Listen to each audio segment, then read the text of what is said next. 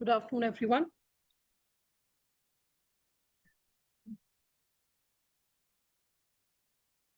I think it's functional now. Yeah.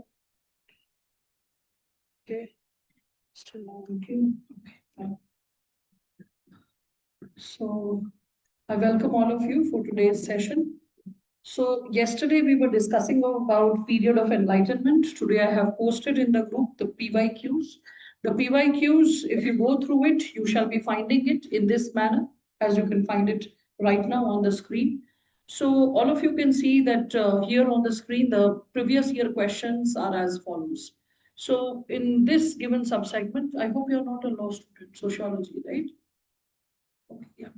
So here we all can like reflect upon the previous year question. One of the students was quite restless. Yesterday I said that let me be thorough with the topic first and then go ahead with the PYQ. But I thought why not introduce it and then show that why I was not taking up the PYQ beforehand. So here you can see the nature of questions between 1984 to 2019 and further till 2022. I'll just connect it. So you can see the nature of question. This one is associated with chapter 2. Do you agree with the view that sociology can never be a science? This is chapter 2 because sociology as science is there. Now, explain the basic premises of anti-positivist attack on sociology. That's also again like chapter 2. Had the French Revolution anything to do with the emergence of sociology in Europe? Make a critical study. So this question, you can see this is associated with French Revolution and emergence of sociology. And this is all of you can see, this is 89. Then we all can see the other questions. In 93, they ask ideology and emergence of sociology. So this is the one which we were discussing, period of enlightenment. Intellectual sources for the rise of sociology. This is 1994, again, period of enlightenment. Sociology is a byproduct of industrial revolution. We yet need to study this. Though I had given an overview associated with the same, but we yet need to reflect upon industrial revolution and French Revolution in greater detail. Sociology and social anthropology. This is comparison between two subjects.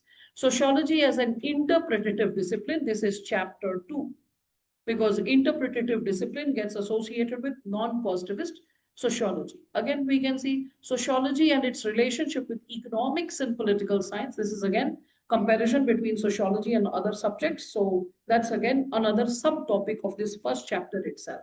Again, 2006, you can see intellectual background and emergence of sociology. This is what we were discussing. That is, we can say the period of enlightenment and the impact of it with respect to emergence of sociology. Again, how is emergence of sociology linked with modernization in Europe? This is 2008 till this time period, the like fattest question, like today you get 20 marker question. In the similar manner, earlier it used to be a 60 marker question. So a bigger question associated with emergence of sociology with respect to modernization in Europe. So this gets connected to intellectual revolution, industrial revolution, and French Revolution. All the three, that's why it's a bigger question. Comparison between sociology and economics, comparison between two disciplines. Sociology and history compared here. So sociology without history is rootless and history without sociology is fruitless. Elaborate. So this is again a comparative question, like comparison between two subjects. Again, we can, so far you can see the comparison. If I talk about it, you can see it is social anthropology. After social anthropology, you can see there is comparison with economics, there is comparison with history. Now, further moving ahead, what can sociology show us about our actions? Discuss the practical significance of sociology. This is 2011. This had to be connected with all chapters. It's an inter-chapter reflective question. Again, emergence of sociology as an outcome of modernity and social change. Now, this 2011, this is a compulsory question, question number 1A, and you all can see that the possibilities associated with this question, it's 150 words you can see, but it's so exhaustive. That means emergence of sociology as an outcome of modernity. This question, it is asked, as all of you can like witness this as a wholesome question, and it has to be written just in 150 words. So it's again the same, these three components, which you all can see, that is intellectual revolution, industrial revolution, and French Revolution. The same thing goes here also. but in 150 words. So you need to be very articulate and like smart with words. Again, you can see this is a long question. This is question number 2A, 30 marker at that time, 2012. So this question is asking, how did the French Revolution and Industrial Revolution play a role in the emergence of sociology? So I told you, clubbing the two subsegments also, UPSC loves to ask the questions. Further, you can see compare and contrast between sociology and social anthropology. So sociology and social anthropology, this question is asked in 2013. So comparing sociology and social anthropology. So social anthropology, the question has been asked twice, once economics, another time history.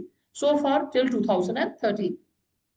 Then you can further see sociology emerged in Europe and flourished to begin with social reformist orientation in US. So this question later in the other chapters, in the forthcoming chapters, I'll be discussing about the Chicago School of Thought. I'll be talking about thinkers like Merton, Parsons, and like George Herbert Mead, and you'll be seeing that how the social reformist orientation of US led to the development of sociology. So it is one part like chapter 1, that is emergence of sociology in Europe, and second part comes from the next subsegment. Then you can see there is this question in 150 words. How is the sociological approach to human actions different from psychological approach? In simple language, comparison between sociology and psychology. So far we can see economics, history, psychology, and social anthropology has been asked twice. Again, we can see how has the period of enlightenment contributed to the emergence of sociology, 2015. This is the topic that we have been dealing with right now.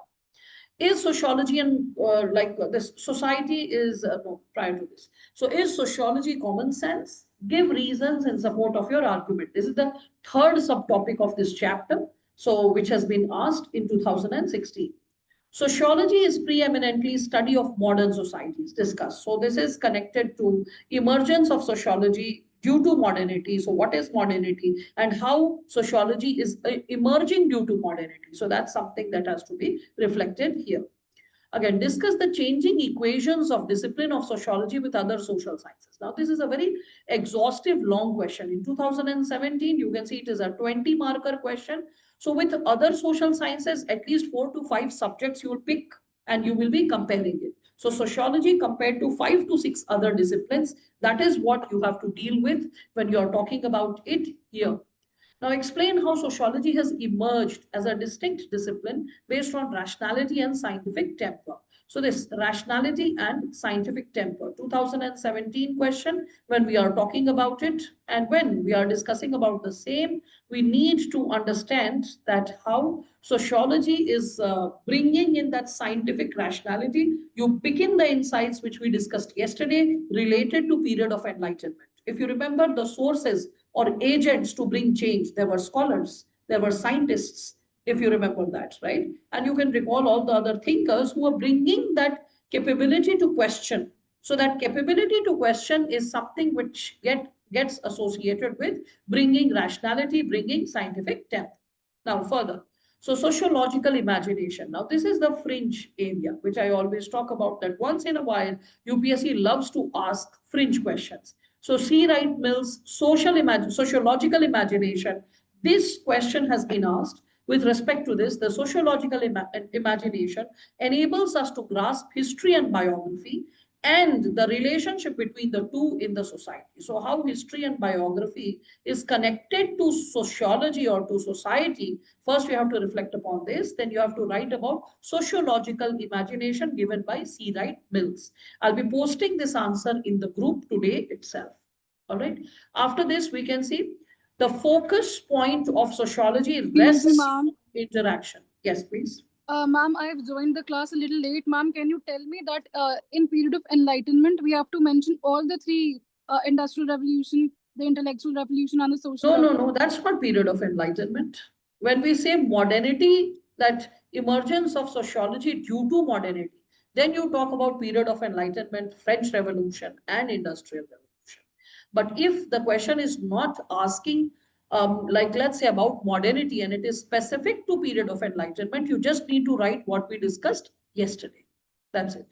So you have to understand that period of enlightenment is a part of modernity. The other two parts related to modernity are French Revolution and Industrial Revolution. The way period of enlightenment is a part of modernity, in the similar manner, French Revolution, Industrial Revolution are also a part of modernity. I said that modernity unfolded due to intellectual revolution, economic revolution, and political revolution. Economic revolution happened due to industrial revolution. Political revolution happened due to French Revolution. And intellectual revolution happened due to the period of enlightenment. So period of enlightenment is a subpart of modernity. It is one of the clauses. It is one of the factors leading to modernity. So if the question is period of enlightenment, why will you write French Revolution, Industrial Revolution? Ma'am, for the radical and the conservative part that you told in the end. Ma'am, the radical and the conservative part that you told in the last. That was associated with the intellectuals only. There were two types of intellectuals in the period of enlightenment. How is it connected to, like, let's say, industrial revolution per se? Oh. Yes. You can just revisit the first day lecture where I was just drawing the flowchart and explaining the things. Probably you need a quick revision of the same. Again, now here we can see that the focal point of sociology rests in interaction. How do you distinguish it from common sense? So common sense question, all of you can see that the common sense question is asked in 2018. It has also been asked in 2016. So 16 and 18, twice. Probably I just increase the size, you all can see this, all right? So you can see in 2018, this question has been asked, and it was also asked in 2016. All right. So we all can see that like UPSC has been like in the mode of repeating itself as well. Once in a while, UPSC loves to repeat itself. So common sense asked in 2016, and above you can see it was also asked in 2018, the second question. Then you can see the historical antecedents of the emergence of sociology. Now, historical antecedents. What is anti? Antenatal, postnatal. You must have heard this word. Have you heard this word? No? No problem. So it is a before. Yeah, what? Ante means before. Yeah, anti means before. So what is antenatal? Ma'am, before birth and postnatal afterwards. Very good. Before the birth of the baby means when the baby has been conceived during pregnancy. So that is called antenatal. Ante means before the birth. And postnatal means after the birth of the baby. So whenever you see the word ante and post, just remember the meaning. So here it is saying antecedents, historical antecedents of the emergence of sociology. Means what was happening historically before the emergence of sociology. Means what all conditions were happening which led to the emergence of sociology. So in simple language, you had to discuss about all the three. How historically economic changes were happening through industrial revolution, how politically changes were happening through French Revolution and its aftermath, and how intellectual changes were happening through, yes, through the period of enlightenment. All right. So this is the nature of question which you can see. This is in 2019. If I further move ahead with respect to the same, I can show you the questions which have been after 2019, what kind of questions have been raised from this given chapter. So here all of you can see that after the historical antecedents, the question that have been asked related to this given area is 2020. You can see how did the intellectual forces, let's see this. So how did the intellectual forces led to the emergence of sociology? Right? All of you can see this. So intellectual forces, this is associated with what? Again, the period of enlightenment. All the intellectual forces. So the scholars, remember yesterday we discussed the four categories. So intellectual forces can be associated with the scholars, the scientists, after that, social reformers, right? And fourth, religious reformers. Very good. So yes, you can also talk about the political reformers. They are a part of the, like we can say the social reformers and political reformers, they go hand in hand. So all those four under this 2020 question that led to the emergence of sociology. Then Europe was the first and the only place where modernity emerged. And the question is, say, comment. So now there's one more thing which you need to understand. As per the demand of the question, the nature of engagement differs. This is not only for sociology, this is for every subject, including GS. So what does the word comment imply? Comment means no. Analyze, no. Neither criticize nor analyze. What is comment? Ma'am, your views. Perfect. Your views. So this statement is saying Europe was the first and the only place where modernity emerged. And then it is saying comment. Is do you believe this statement or you don't believe this statement? Whatever is your opinion, whether you believe it or not, substantiate it with facts because it's going to be your opinion and your opinion cannot be in vacuum. So the moment you get a word like comment, comment means you have to substantiate it with your own opinions and insights. Got it?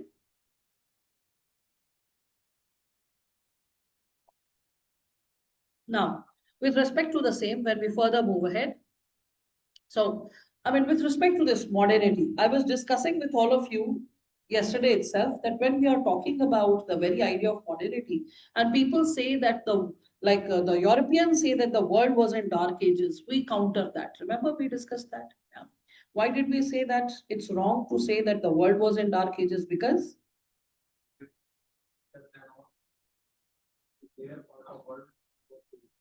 Because we were already in the mode of inquiry and debate. Any civilization which is into inquiry and debate cannot be considered as traditional. Modernity means scientific inquiry. Modernity means having a scientific inquiry, a scientific temperament, and a questioning mind. When you are in the mode of questioning, when you are in the mode of constantly raising the right questions, understanding the cause and effect, that means you are not devoid of logic. And when you're constantly raising the right questions, okay, when you're constantly raising the right kind of insights, then we all can connect it with, when you're constantly raising the right questions, then you all can connect it with the idea of modernity. Because modernity means you are always open for new. You're always experimenting, innovating. You're constantly trying to find out what is the right way to be, what is the right way to live. So when a constant inquiry is being made related to how to be, how to exist, how to question, interrogate, find the answers. So when any part of the world is inquiring about it, like when Buddha, like we can say, is inquiring about what is the best way to lead a life, and he comes up with a solution called the middle path. So it is nothing but a rational, logical solution to the pathos of life. Understanding that when in Jainism we find the, we can say, the coveted principles to lead a balanced life, you must be aware of all that, right? So that is also an inquiry how to lead a more balanced, more logical life, how to exist in this biome in a more balanced way. So the moment we say that Europe was the first and only place, well, when we are connecting the idea of modernity with liberal ideology, with industrial revolution, then yes, we can give the credit to Europe. But modernity cannot be delimited only by technological and industrial revolution. Modernity is associated with the spirit of inquiry. And that spirit of inquiry has existed in different parts of the world as well. And the moment you connect that spirit of inquiry with other parts of the world, okay, you can understand that Europe cannot be given as the credit for being the only place where modernity emerged. And that's how you have to balance the answer. This answer was supposed to be debated, and this could have been debated on the basis of the opinion and wisdom that you carry. And that's why UPSC loves to see you as a thinking human being. All right. Now, with respect to this, again, you can see this 2019 question was there, which all of you can see. Modernization presupposes class society. However, caste, ethnicity, and race are still predominant. Now, this is associated with the chapter of social stratification because class, caste, and ethnicity is connected to chapter number 5. Okay, social stratification. This is a misplaced question. This is all I can say. Now, again, we can, when we are further moving to this 2022 question, you can see what aspects of enlightenment do you think paved the way for emergence of sociology? Now, what aspects of enlightenment do you think that paved the way for sociology? So what aspects of enlightenment we have already discussed, right? You will see that these are the aspects of enlightenment, and these aspects of enlightenment left us thinking that how the society ought to be there, if you remember that, right? So we discussed it quite exhaustively yesterday when we were talking about how the period of enlightenment led to the emergence of sociology. So I gave you a like exhaustive overview related to the same. So first and foremost, I explained, just giving a brief recap, what we had done yesterday. So first and foremost, I explained this given dimension to all of you, that how the period of enlightenment had several agents of change. We discussed about the scholars, their names and their contribution. We discussed about the scientists. After the scientists, we discussed about the religious reformers. Then we discussed political philosophers. The political philosophers goes in continuity with the French Revolution thinkers. If you want, you can make a separate subcategory. Otherwise, you can go with it together as well. After that, we have economic thinkers and economic theorists. All of them contributed to the period of enlightenment and the spirit of inquiry.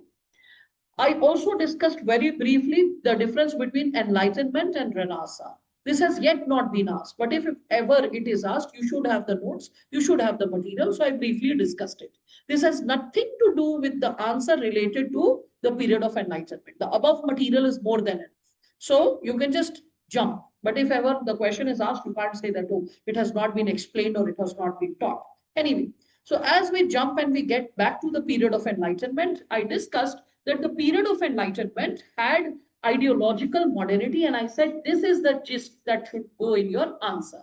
So ideological modernity coming with period of enlightenment were could be zeroed down into 5 subfacts. First, faith in human progress. People were very progressive in their outlook, optimistic in their outlook. Second, people started relying on science, that yes, science can provide the solutions. So people started, rather than believing in God, religion, tradition, people started believing that science can provide solutions to improve human conditions, like different types of diseases that were occurring in the world. So rather than considering it as a plight of God, as a sinful experience, people started taking it as a disease which can be solved with the help of science first. Then we all could see rational thought and empiricism, the spirit of questioning, and a belief that nature follows universal laws, and these universal laws, these natural laws, can be studied scientifically, like lightning, like thunderstorm. All these are not, like we can say, wrath of God, anger of God. These are nothing but natural phenomena based on universal laws. Once we understand that, we can explain it scientifically. So these 5 principles can be memorized by all of you. So agents of change related to period of enlightenment, those 5 subcategories. Then these 5 subcategories related to ideological modernity, how period of enlightenment brought ideological modernity. These 5 points should be there in your copy. And after that, I discussed that, well, during period of enlightenment, we all can see that it was not only, it has to be understood that it was not only people who were pro change who were contributing to the emergence of sociology. Even those who were anti-change were also contributing to the emergence of sociology. And I explained that the people who were pro-change were referred as radicals. And those were the people who supported change. Whereas the conservatives, they did not want change. They wanted to go back to the old order. They wanted the older version of religion, the older version of tradition, the older version of monarchy, the older version of patriarchy, monogamous family. They wanted all of it because they felt in the older order, there is order, peace, and stability. So they were pro-peace, order, and stability. We said that we don't need to take the goals. We don't need to get inspired by the conservatives with respect to way of life. We need to be pro-change like radicals. But the goal of order, peace, stability, and harmony should be taken from the conservatives. That whatever change we go for, whatever aspirations we have for life, but all those changes and aspirations should be rooted in should be rooted in establishing order, peace, and harmony in the society. So we need to have a balance between the goals of radicals and conservatives. Radicals pro change, conservatives pro peace and order, and we need to maintain both. Then, after discussing this, I gave you an exhaustive insight who were the conservatives. And I discussed Louis de Bonald and Joseph de Maistre.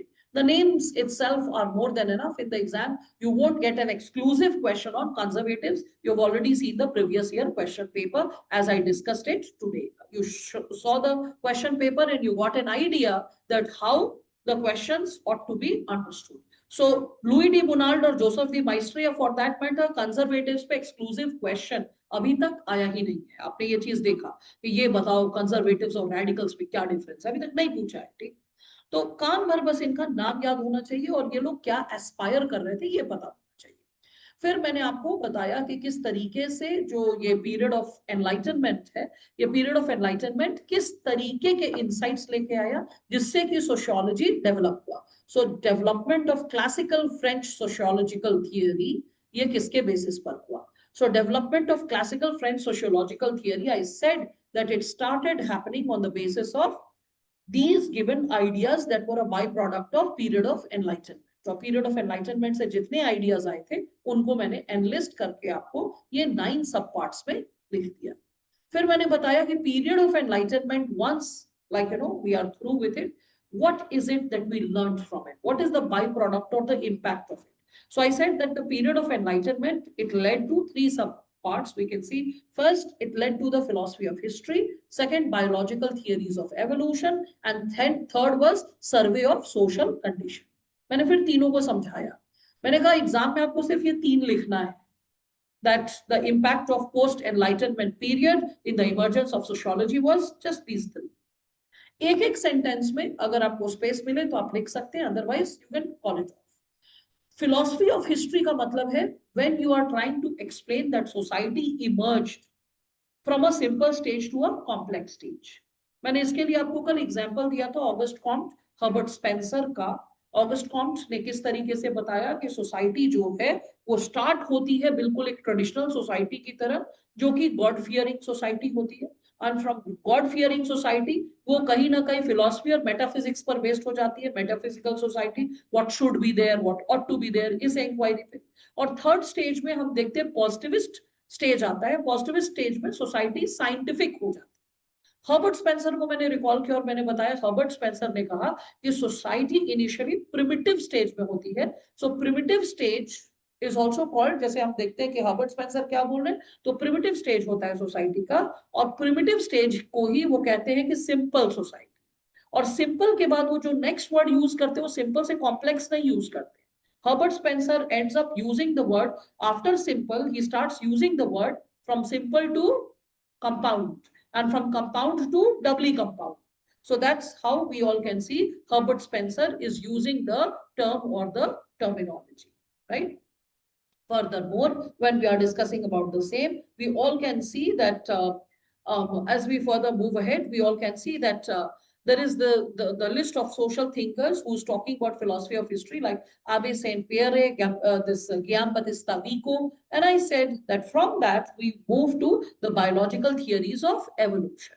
Biological theories of evolution में भी Herbert Spencer और हम Emil Durkheim का नाम देखेंगे. ठीक है, तो ये लोग डिस्कस करते हैं कि कैसे सोसाइटी वन स्टेज से अनदर स्टेज में मूव करती है. अगर आप बात करें तो इसको चार्ल्स डार्विन से भी आप कनेक्ट कर सकते हैं. ठीक है, फिर आता है survey of social condition.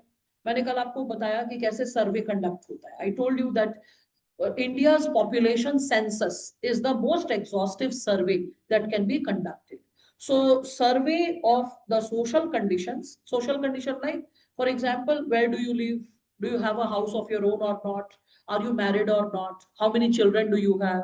Okay, do you have some property? Do you have a vehicle of your own? This is like survey of social conditions. So it was considered that the methods of natural science के जो methods हैं उनको incorporate करके methods of natural science को लेकर हम क्या कर सकते हैं, we can borrow the methods of natural science and we can develop through the methods of natural science we can develop sociology. So we can use the methods of natural science in the development of sociology as a discipline per se. Are you looking for something? आपको कुछ चाहिए? You're looking for something? Are you looking for something? कुछ ढूंढ रहे हैं आप? किताब एक लड़की लेकर गई है यहाँ से, उनकी ढेर सारी किताबें थी, यहाँ पर रखी थी, क्लास की ही एक लड़की लेकर गई है कि ये मैम की बुक्स है कहकर, तो आप उनको जाकर बता सकते। Now, with respect to this, when we are further moving ahead, so I hope you can understand survey of social conditions. Is everyone understanding this? Yes? Okay. Now, with respect to this survey of social conditions, what do you understand by this? Means the scientific method of data collection. Survey is a quantitative method of data collection, right? So the scientific method of data collection like survey can also be used in sociology in the development of sociological research. We can use survey to collect data quantitatively and arrive at sociological theories. So the period of enlightenment gave us three insights. What are the three insights? The history of philosophy. Second was the biological theory associated with evolution. And third was the survey of social condition. These were the three insights which we could gain from the post period of enlightenment, which could be used in the development of sociology as a discipline. So I think I've given you quite an exhaustive insight related to period of enlightenment. अब चाहे कोई 150 word का question पूछे या आपसे 250 marks का question पूछे, so sorry 250 words का, so 150 words or 250 words, you are comfortable to deal with both related to period of enlightenment. As per the demand of the question, you have to choose how much to write. All right. The most important things should be written first. All right. We'll deal with those questions again. आज मैं question नहीं deal करना चाह रही थी. I wanted to first complete these sub parts, but because a student was quite restless to see the question yesterday, I thought that today I'll just show the question, that this is the nature of the question, and then I'll first finish the subtopic, and after finishing the subtopic, then I'll deal with the question, what should go in the content of the question, which you yourself will deal with. All right. You can try to solve the previous year question related to period of enlightenment only. If you are able to complete this American Revolution and Industrial Revolution, then you can deal with these three subtopics, that is French Revolution, period of enlightenment, and Industrial Revolution questions which have been asked in the past year. You can deal with one or two of them and you'll be good to go. That is, you're like fit to fight these questions in the exam. Now, as we further move ahead with respect to the given area, let us reflect upon this given insight further. Just a moment. I'll open this afresh because of one reason. And the reason is as simple as that इसको मैंने खोल दिया ना तो ये problem करेगा. Now, so with respect to this, when we are talking about it, and come on, yeah, how do I have opened the new page?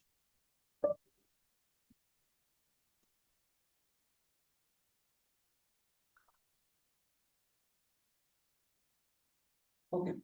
So with respect to this, when we are moving ahead with the next subpart associated with the अच्छा ये भी एक चीज मैंने नहीं किया था, मैं अभी आप लोगों को पहले डायग्राम दिखाऊंगी and then we'll move to the next subpart, that is American War of Independence. ये डायग्राम, तो ये डायग्राम हमें कोरिलेशन बताता है कि क्या चल रहा था साइमल्टेनियसली. ठीक है, तो कोई भी एक एंड उठा सकते हैं if you want like to go ahead with it. So with respect to this, we all can like reflect upon this given insight. First you are seeing this, अगर मैं bankruptcy से शुरू करूं, so it's like bankruptcy of the French government. So bankruptcy क्यों होगा by French government का? Because the French government was into too many things simultaneously. On one hand, we can see the king was living a very luxurious life. He was too spendthrift. His wife, Mary Antoinette, was also too spendthrift. And they were not cutting down their own individual expenses. At the same time, when the luxuries were also not being cut, and the American soldiers, sorry, the French soldiers were sent to fight the American War of Independence. So all this will bring a lot of burden to the exchequer or the crown.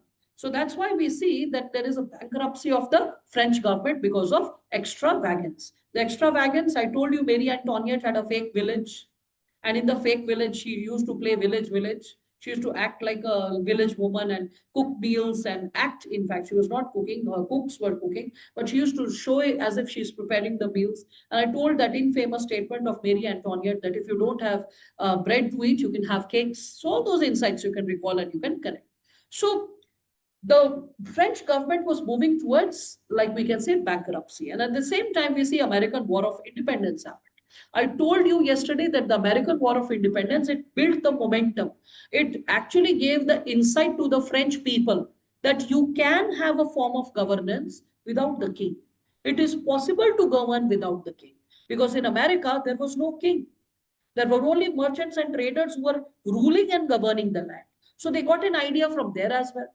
So now, again, in American War of Independence, the king had sent the soldiers. So expenses were rising. So the king imposed taxes on everyone, irrespective of whether the person is poor or whether the person is well off. In this situation, the poor people will be in an explosive condition. You can understand that. And the poor will have a seething sense of anger and hatred towards the king. Because on one hand, they can't survive and then they have to pay the taxes. And if they don't pay the taxes, they will be, like you can understand, they'll be beaten up or they'll be misbehaved with. Now, the imposition of this tax led to we can see the rich nobles and the clergy demand a meeting of the estate general. Now, when you're talking about this tax being imposed on the rich nobles and the clergy, you understand the clergy? Yes, clergy is associated with? No, clergy is not capitalist. Clergy is, yeah, yes, it's the priestly class. Yeah. So clergy is the priestly class. So the priestly class and the rich nobles, they were also imposed with tax, but because they were men in power, they called for a meeting. They called for a meeting like of the estate general. So in the meeting, unlike the earlier practices, when we all could see the representatives of the third estate, who was the third estate? Yes, very good. The peasants and the farmers. Okay. So nobles and clergy were the first and the second estate. Third estate, peasants and farmers were never included in such meetings earlier. But this was for the first time. For the first time that we all could see, the peasants and farmers, that is the third estate, were incorporated in the meeting, and they also got the right to vote for one assembly. मतलब इससे पहले हमेशा nobles और clergy ही vote करते थे और meeting सिर्फ वही लोग होल्ड करते थे. आम जनता के पेजेंट्स और फार्मर्स नहीं इनकॉर्पोरेटेड होते थे. पहली बार ऐसी मीटिंग हुई जिसमें थर्ड एस्टेट वर्ड किसके लिए यूज हो रहा है? यस, क्लर्जी के लिए नहीं. Third estate is for pageants and farmers. तो थर्ड एस्टेट के लोग फर्स्ट टाइम ऐसी मीटिंग में भाग लेते हैं और उनको राइट टू वोट भी मिल जाता है. ठीक, but the first two estates did not agree to this. उनको लगा अच्छा मतलब ये कामगार वर्ग अब वोट डालेगा, अब इनको इतना पावर दे देंगे. So you can see the prevailing sense of discomfort, jealousy, okay, and along with the jealousy, the sense of like inferiority complex towards them, having a sense of superiority complex in the first and the second estate. So they didn't want the third estate to participate. So their refusal to incorporate the third estate, it led to the formation of the National Assembly. ये सब historical events है कहाँ के? France के. ठीक है, तो France में हम देखते हैं कि ये सब चीजों के वजह से हम देखते हैं कि जो like let us consider the possibility unfolds in this manner कि आगे चल के हम देखते हैं कि ये लोग सारे इकट्ठा होते हैं and in this process on 20th June 1789, okay, 20th June 1789, we all can see that this meeting was held in the Hall of Versailles, okay. So the Hall of Versailles near Paris. The members found that it was closed and guarded by the king's men. अब इन लोगों ने देखा कि जो आम जनता है, जो third estate है, they saw that the king's guards and men are standing there and they are not allowed to attend the meeting. So they got all riled up. They were like big in number, huge in number. So therefore, the National Assembly members, okay, who are led by their leader called Bailey. He was very popular, very famous leader. Okay, so in history books, you can find his name. So they were led by their leader Bailey, and they went to the next building, which was an indoor tennis court. और ये tennis court जो है, oath of जो tennis court है, इसको बहुत famously इसीलिए बोला जाता है. तो ये लोग क्या किए कि जस्ट बगल वाली बिल्डिंग में चले गए. जब नेशनल असेंबली मेंबर्स को नहीं जाने दिया गया, so they went to the next door building. It is here that they took an oath to draw a new constitution. तो न्यू कॉन्स्टिट्यूशन फॉर फ्रांस, ये बहुत बड़ा डिसीजन है. अभी तक का जितना लॉ है हम टिकने ही नहीं देंगे, उसी को बदल देंगे. उसी की वजह से हमें घुसने नहीं दे रहे ना, देख ले. So the moment they take an oath that will create a new constitution, this oath marks the beginning of the French Revolution, because the change first happens intellectually. So the tendency to rebel and say, oh, if you're not incorporating us, the third estate, as a part of the General Assembly, as a part of the National Assembly, we'll show you. They are not allowed by the Kingsmen, no problem. We'll go to the next door venue. Next door venue is a huge tennis court. So it will accommodate the people. And there they are taking an oath to form a new constitution. And this oath is marking the first step towards French Revolution. Due to this, what happens? We also see there are intellectual developments that were taking place in France. So we have thinkers like Montesquieu, who was talking about separation of power. John Locke, he was talking about certain fundamental rights which are inalienable rights. Those rights can never be taken away. We can see Voltaire, okay, freedom of speech, he's speaking about it. Rousseau, he's talking about the idea of social contract. So all these new ideas and insights which will help, all these new insights, they will contribute. They will contribute to. So all these new ideas will contribute to, yes, these ideas will contribute to the quest, the inquiry for a new system, new constitution, new pattern of governance, new way of governance. Understanding that? So on one hand, politically, the society is seething. Economically, it is crumbling on the burden of taxes. Politically, it is seething. People are getting together. They are thinking about creating a new constitution. So what should be there in the new constitution? That idea will come when someone will talk about it. So already thinkers were talking about how the state ought to be there. Already the thinkers were talking about what kind of possibilities should be there. So the thinkers are already talking. We all can see that. So the thinkers are already talking about the kind of system, the pattern of governance that ought to be there. And all this contributes in totality for the creation of the system which we all can witness. समझ में आ रहा है सबको? ठीक है? तो कैसा system आया? एक ऐसा सिस्टम मॉडर्न टाइम्स में आया जहां हम फंडामेंटल राइट्स को इनएलिमिनेबल राइट्स की तरह एक्सेप्ट किए. Freedom of speech became essential. The idea of social contract and separation of power became a part of the new law, right? In this background, now I will explain French Revolution to all of you. All right, so that you all can connect. इसीलिए मैं इस diagram को पहले नहीं समझाई. पहले आप लोग को मैंने समझाया, क्या समझाया? Period of enlightenment. तो period of enlightenment, how it gets connected to French Revolution, you have got a sneak peek, a glimpse of it. Any doubts so far? All the students, online or offline? I hope it's understandable for all of you. Yes, people.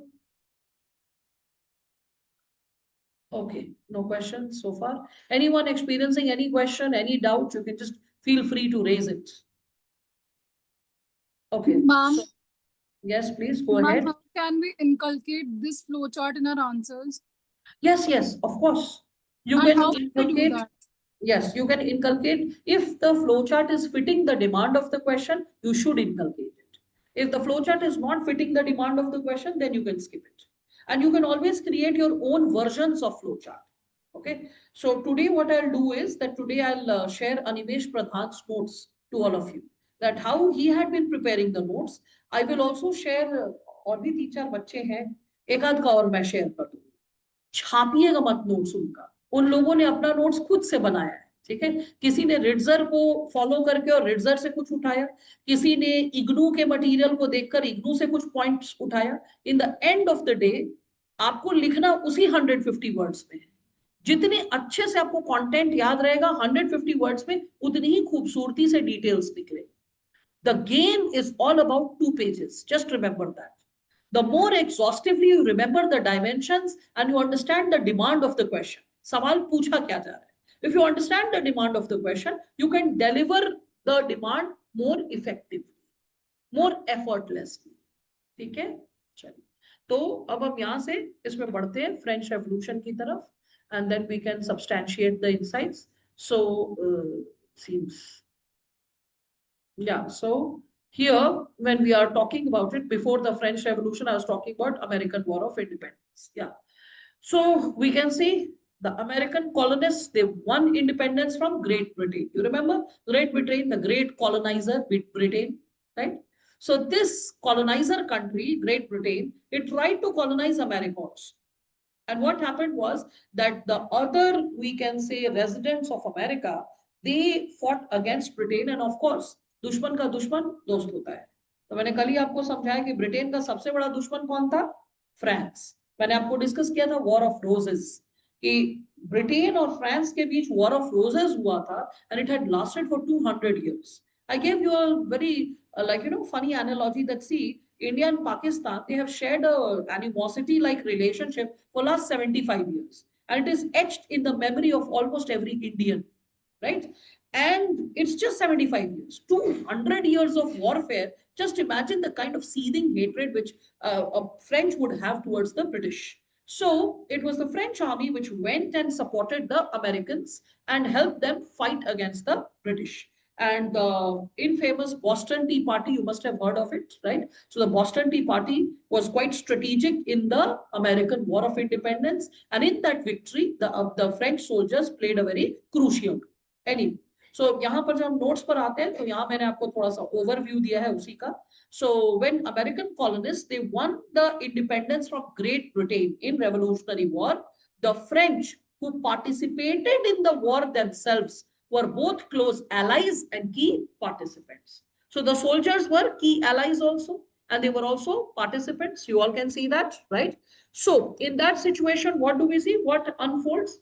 So several years after the revolt of America, the American War of Independence कब हुआ था? कौन बताएगा? It was 1776. और ये French revolution कब हुआ? 1789. अब कितना साल का डिफरेंस दिख रहा है? लगभग 13 years. बस वही चीज है. So here you all can see that the French, when we are talking about these people who have participated in the war, they have been close allies and they have also been key participants. तो यही लोग क्या करेंगे? ये आगे चल के इन ideas को सीड्स की तरह ले जाएंगे अपनी country.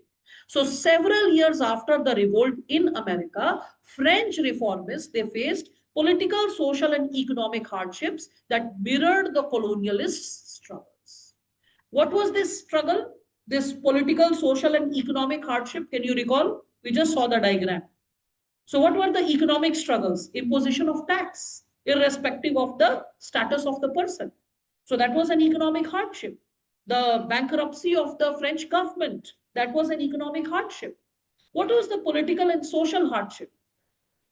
Centralization of power and the third estate not getting incorporated in.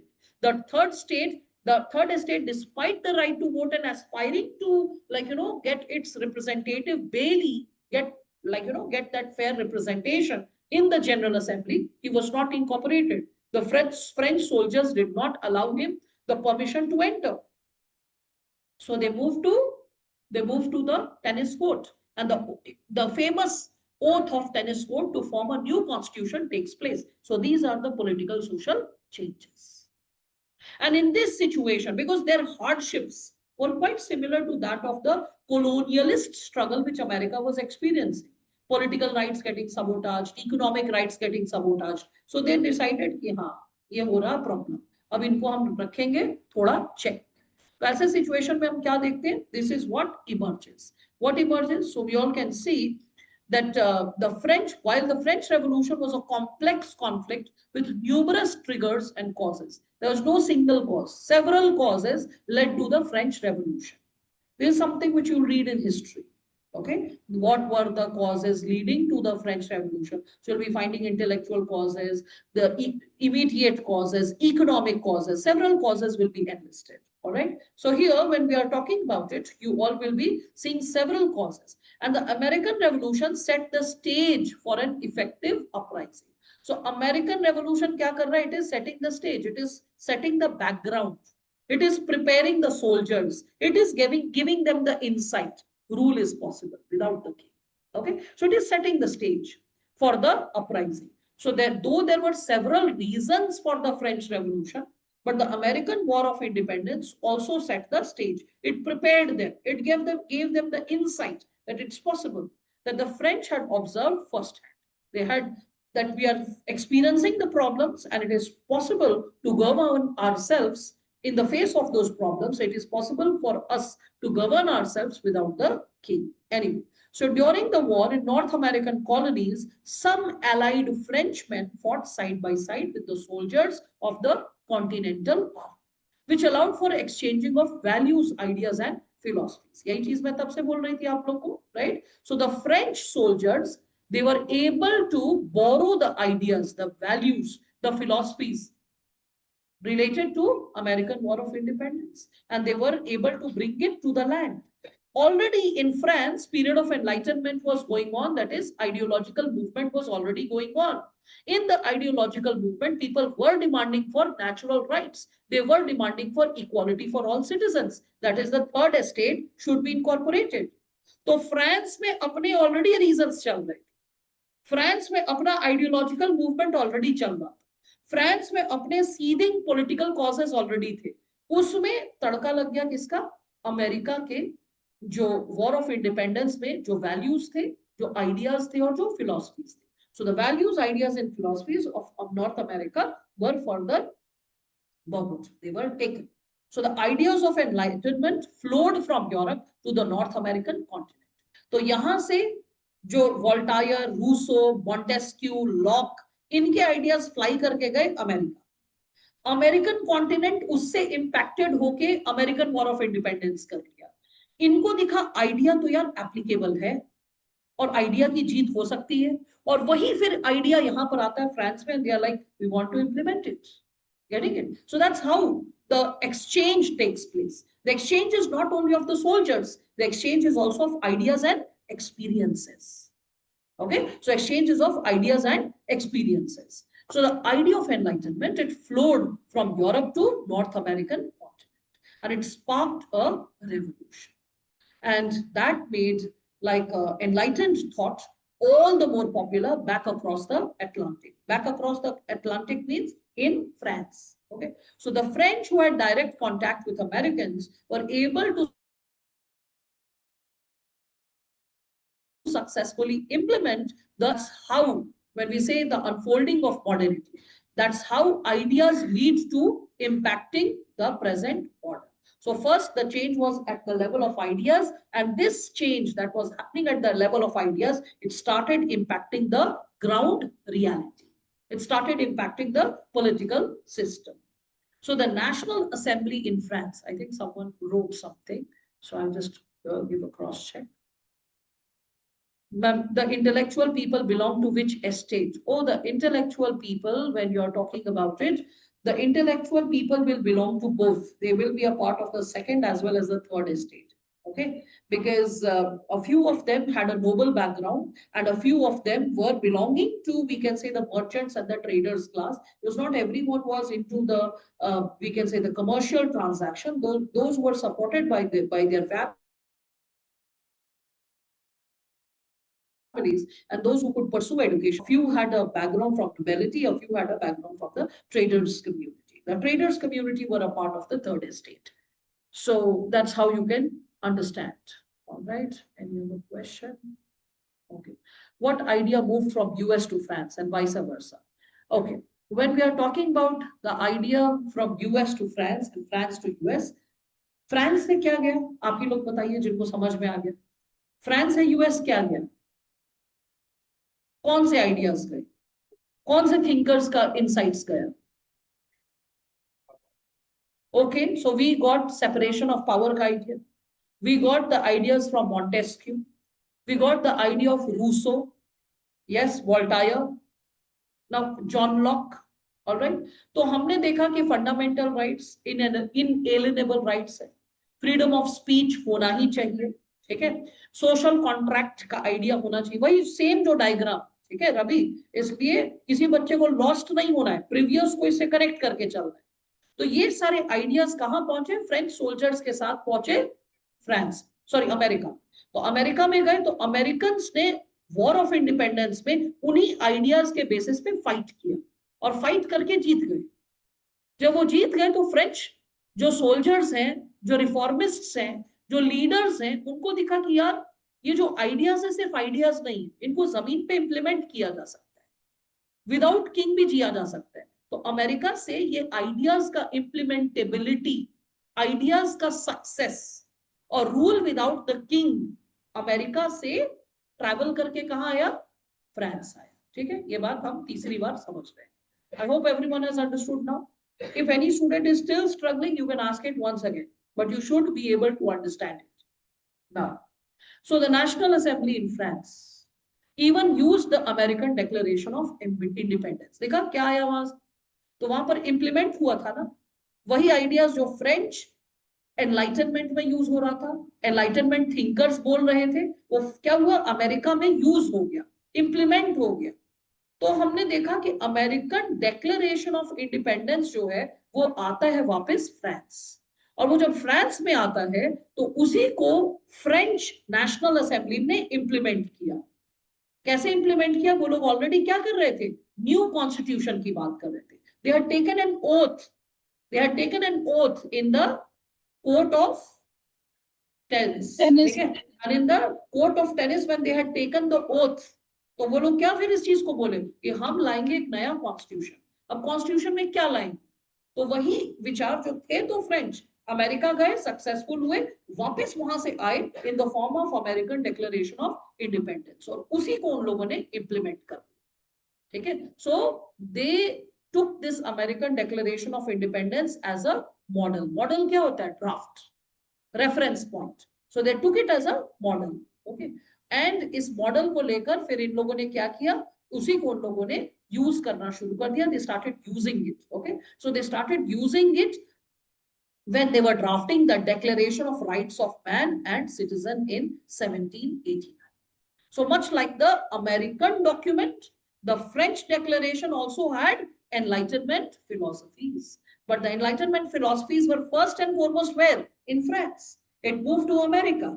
And just like American Declaration of Independence, those ideas were now in the French Declaration as well. That's how these two movements are thickly interconnected. And that's why I always say that any student who's studying sociology, at least this part, gets a better clarity of European history. Okay, and that's how, like sociology, when people say, oh, it is related to social issues, GS paper one, I'm like, no, no, no. It is borrowing parts from history also. It's several topics of history, like pre-independence and post-independence social movements. You'll be seeing a lot of insights related to GS paper to governance. You'll see a lot of topics of polity. You'll see a lot of insights coming from economy, especially agriculture and agrarian society.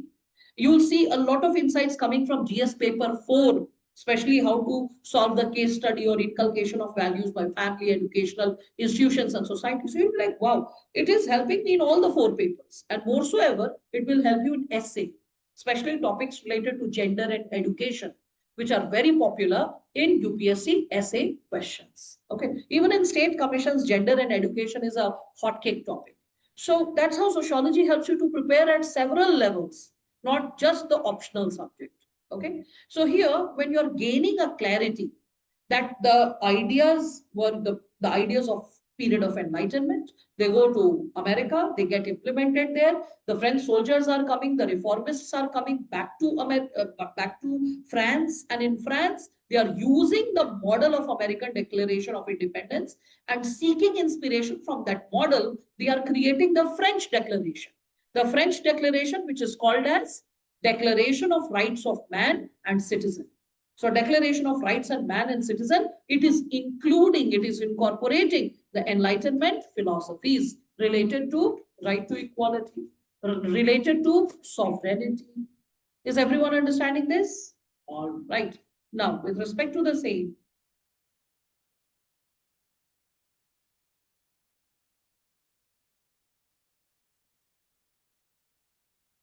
So the Americans' victory over the British may have been the single greatest impact on the French. I told you, because it will first give you the courage. It is possible to defeat. It gave them the courage. It is possible to have a rule without monarchy. It gave them the courage. It is possible to have new values and ideals in the society. It is possible to have rights, equal rights for all people. And when people were able to get inspired by the American War of Independence and implement all those possibilities on ground for themselves, we see the change unfold. So the French people saw that a revolt could be successful, even against the major military power. Who holds the major military power? Who holds the major military power? King, the French king. So they saw that despite the French king having major military power, the people can still be successful in conducting a revolt. I hope all of you can connect with that, right? Now, so with this given insight, you all can see that several experts, they started arguing that this is something which is giving the motivation to rebel. It is something which is facilitating the given possibility of forming a government of the United States. All right. And getting inspired by the government of United States, they can create something similar in France as well. So ideas that were just abstract thought. Earlier, those ideas that were considered as abstract in nature, like the ideas related to sovereignty, ideas related to natural rights, ideas related to constitutional checks and balances, ideas related to separation of power. They were considered initially only as an abstract idea. What is abstract? Something which is not clear, something which cannot be implemented because it sounds too vague. So these ideas which were never ever experienced by the world on ground, दुनिया ने कभी इन ideas को जमीनी स्तर पर जीते हुए नहीं देखा था. अब लगा कि नहीं, ये आइडियाज तो हम जमीन पर भी उतार सकते हैं. So those ideas which seemed to be abstract at one point of time, now they seem to be believable, implementable, doable on ground. Understanding this? So they could see that now it can be a part of an actual political system. That is, that can be functional, that can be worked, right? So that's how we see American War of Independence having a definite impact on the French Revolution. And not only an impact politically, but also an impact intellectually. What is the intellectual impact? The American War of Independence Declaration. So declaration is inspiring the declaration of the French Declaration, okay?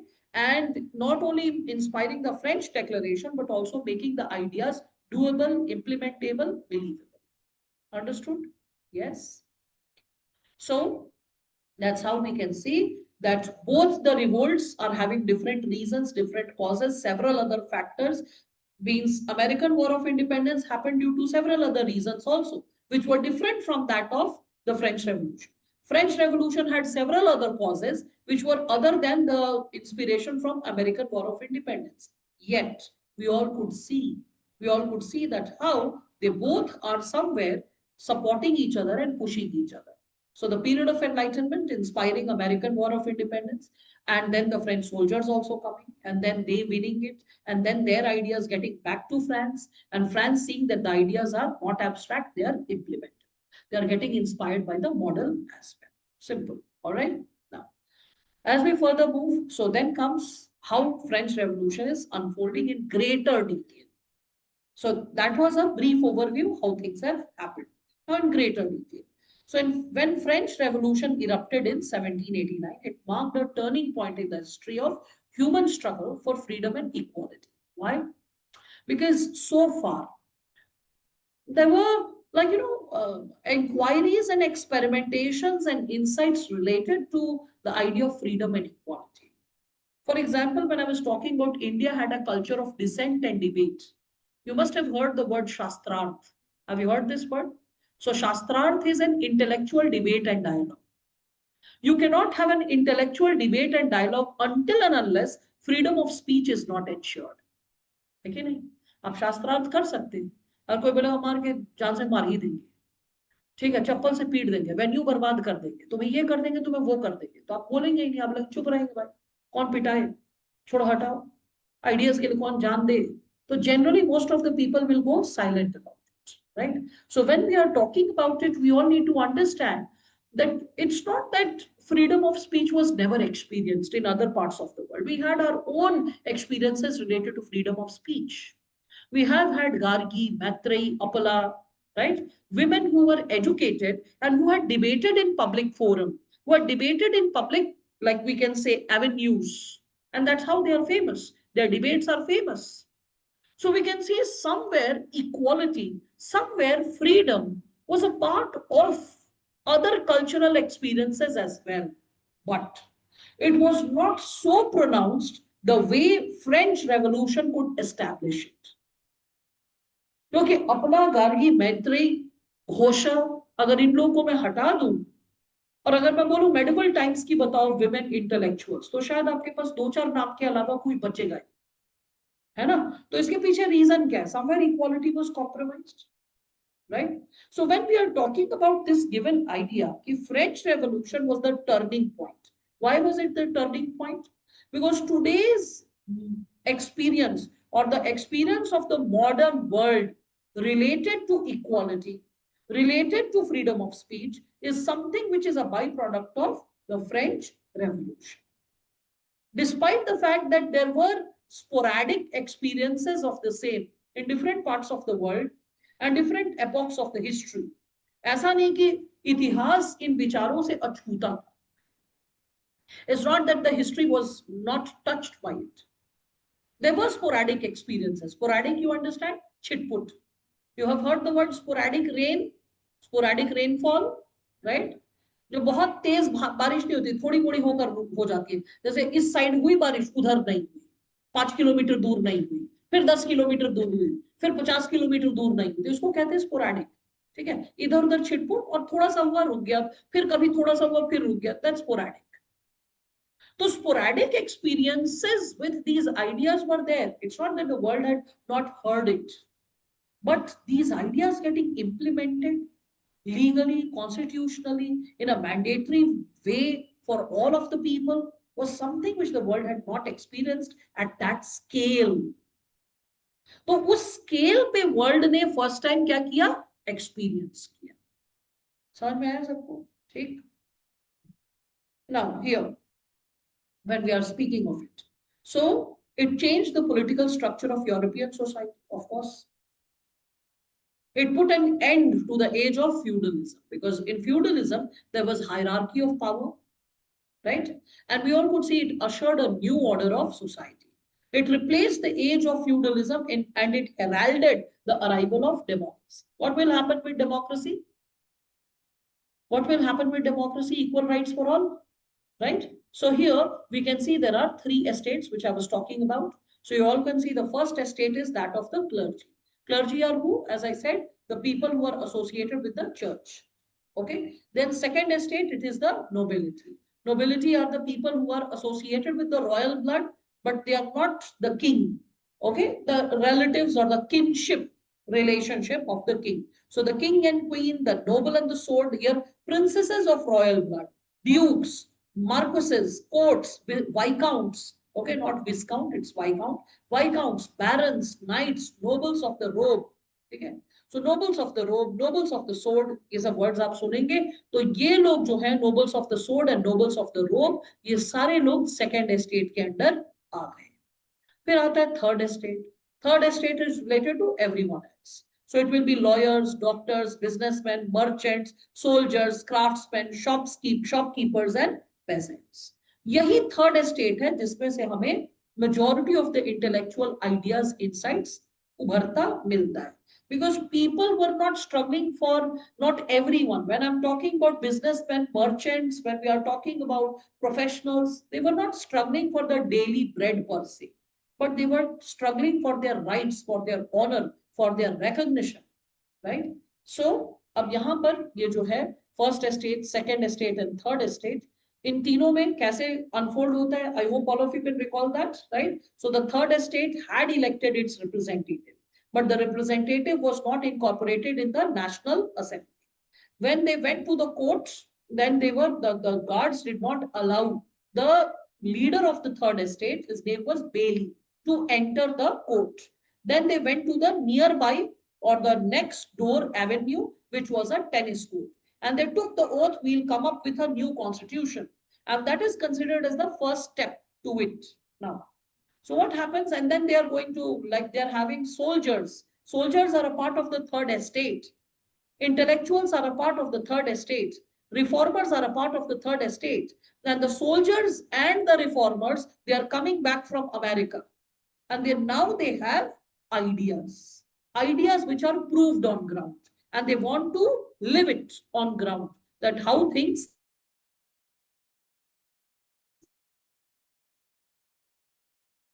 Okay, there are two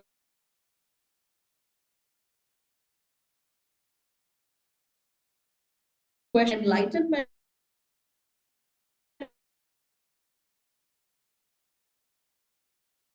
France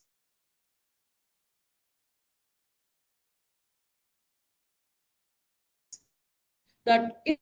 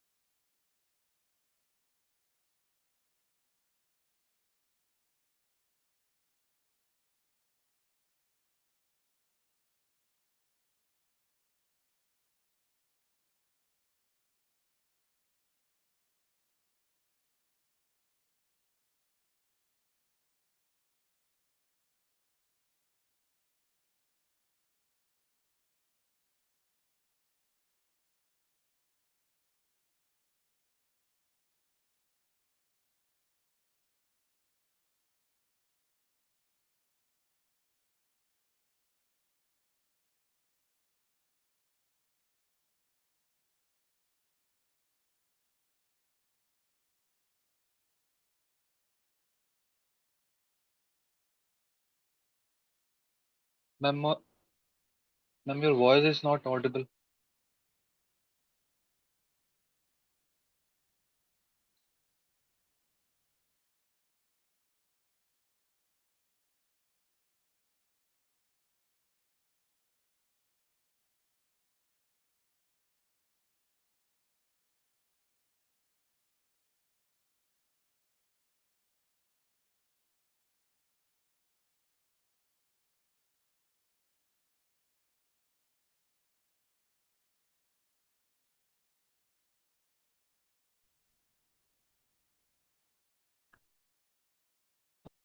okay,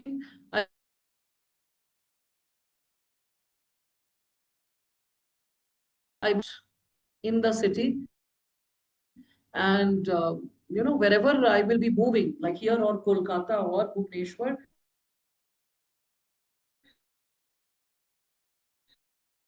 with that.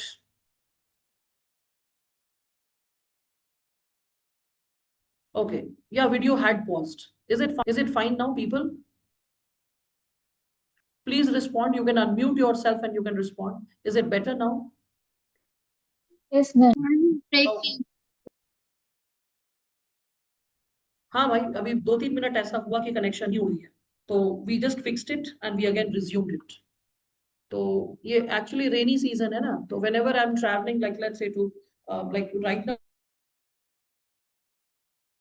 I am in Lucknow but even in Kolkata and Bhubaneswar once in a while ये power outrage होता है तो उस चीज को मैं manage कर लेती तो ये जो थोड़ा सा है कभी कभी नॉट वेरी फ्रीक्वेंटली बट जब होगा तो हम लोग सभी को मिलकर बर्दाश्त करना होगा ठीक है मैम फिर से अब हो तो रहा है मतलब ब्रेक। अब यहाँ से तो ठीक ही दिख रहा है आपका यस वॉइस लैग हो रहा है मैम, ब्रेक हो रहा है। ओके ऑल राइट वेल इधर से तो सारा कनेक्टेड है but I sense that there must B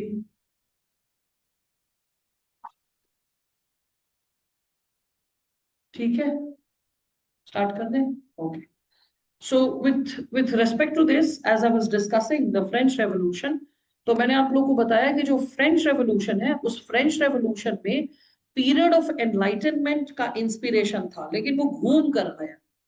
French revolution के जो पीपल हैं, थिंकर्स हैं, उनको ऑलरेडी वो आइडियाज थे, लेकिन उनको अमेरिका से उसका एक सक्सेसफुल इम्प्लीमेंटेशन दिख गया। तो after the successful implementation they got further inspired to go ahead with the change. So what we see that the revolution, it announced the arrival of a political sovereignty at the level of individuals as well as nation states. So the idea of nation states, the idea of political sovereignty, not at the level of monarchy, but at the level of individuals. So not monarchy, okay? So, and the idea of nation state getting implemented. These are two important ideas that were not prevailing earlier, okay? So these are the two important ideas which we all can see. So rather than the monarchy, means monarchy is getting replaced, we all can see it is the individuals who shall enjoy the idea of political sovereignty. So this is something which it signals that the people who were oppressed, who were exploited by the religious institution, by the kings and the queens, that is religious institution, feudal institution is the kings and the queens that had dominated France. Now they are free from it. They are emancipated from it. Okay. Because now the political sovereignty belongs to the people. The political sovereignty now is associated with the masses in general. So we all can see that the nation state, the idea of nation state also started getting redefined. So we all could see that this idea of nation state was now associated rather than with the people, rather than the king, it started getting associated with the people. So we all could see the ideals, the popular ideals, which all of you are aware of, liberty, equality, and fraternity, they also became the watchwords of the modern state. Whenever we talk about any modern state, whether it is modern or not, we check whether the society is experiencing sufficient liberty, sufficient equality, and the spirit of fraternity being lived by the people on ground or not. So it's the liberty, equality, and fraternity that is, we all can see, getting protected or getting represented. Further, we can see, so this revolution, it was something which was not only impacting the French society, but it was also impacting the society in Europe as well. Okay. So we can say that because France का जो impact था ना, उसका spillover impact बाकी सारे countries पे. When people saw that the third estate can come to rule and the ideals of the period of enlightenment can be lived on ground, those ideals, they started inspiring other nearby countries as well. So we saw that in other nearby countries also revolution happened. If the kings and queens were ready to peacefully leave power, then they became titular heads, like in England. But wherever the kings and queens resisted, they were butchered and hacked. The entire royal family was wiped out. So that's why French Revolution proved to be a precursor to all the political revolutions and movements that occurred in Europe. ठीक है, Europe के जितने भी revolutions और movements है, उसका precursor बना, उसकी नींव उसने रखी कि this is how the change can happen. And we all can see several significant themes emerged from the French Revolution. What are these significant themes? They are related to liberty, equality, and fraternity that emerged across the world, and different versions of it emerged. Okay, so we can see that the impact of this revolution, which have been focus of interest of the early sociologists, right? So these significant themes, कौन से significant themes? तो यहाँ पर you can just mention these के ऊपर you can just write down the significant themes of French Revolution. Okay, so the significant themes of French Revolution are, you can see, first is related to political modernity. Political modernity can be understood through four subparts. Okay, so when sociology, because sociology will be studying what? Sociology will be studying modernity, the modern changes occurring in the society. That's why it is considered that sociology is the child of modernity. So why is it a child of modernity? Because it is being born due to modernity, and all the changes which is unfolding due to modernity, that is something which is implementable, that is something which can be witnessed, that can be understood, that can be seen on ground happening around us. All right. So here, as we further move ahead, we all can see that with respect to political modernity, when we are talking about it, what is it that happened? So first and foremost, we are doing away with monarchy. Okay. So overthrowing of the divine ordained monarchy and the estate system. If monarchy won't be there, who will be ruling? The individuals, right? Further, we can see there is the idea of liberty, equality, and fraternity that will get a lot of importance. Then we'll have universal laws. And after universal laws, we all can see there will be political instability and reign of terror. So political instability and reign of terror. That is something which will happen. Why? Because change is never smooth. Change takes time to happen. And people take time to adjust to change. You know, you'll be surprised to know that after French Revolution occurred, for next 60 years, means 1789 plus add 60. For the next 60 years, France experienced political and social turbulence. Society was not at peace. Society was not at ease. There was too much of strain and struggle that was happening on ground. And that might come as a surprise to all of you. When we are talking about this idea of political instability and reign of terror, you can understand that's the reason why conservatives were constantly against so much of change. That's why conservatives said, अरे monarchy था ठीक तो था, शांति अमन चैन बना हुआ था. जब देखो हल्ला गुल्ला, कभी किसी का सर काटा जा रहा है, कभी किसी को लटकाया जा रहा है. Actually, that was happening. After every couple of months, you could hear, oh, this person is getting hanged. Oh, this person is getting beheaded in the public. And this continued for almost 60 years. Can you beat it? Just imagine right now, suppose you see a revolution and you're listening, you're at the age of 20 and you're seeing a revolution and your parents are like, oh my God, this revolution has caused so much of pain, so much of terror, so much of instability.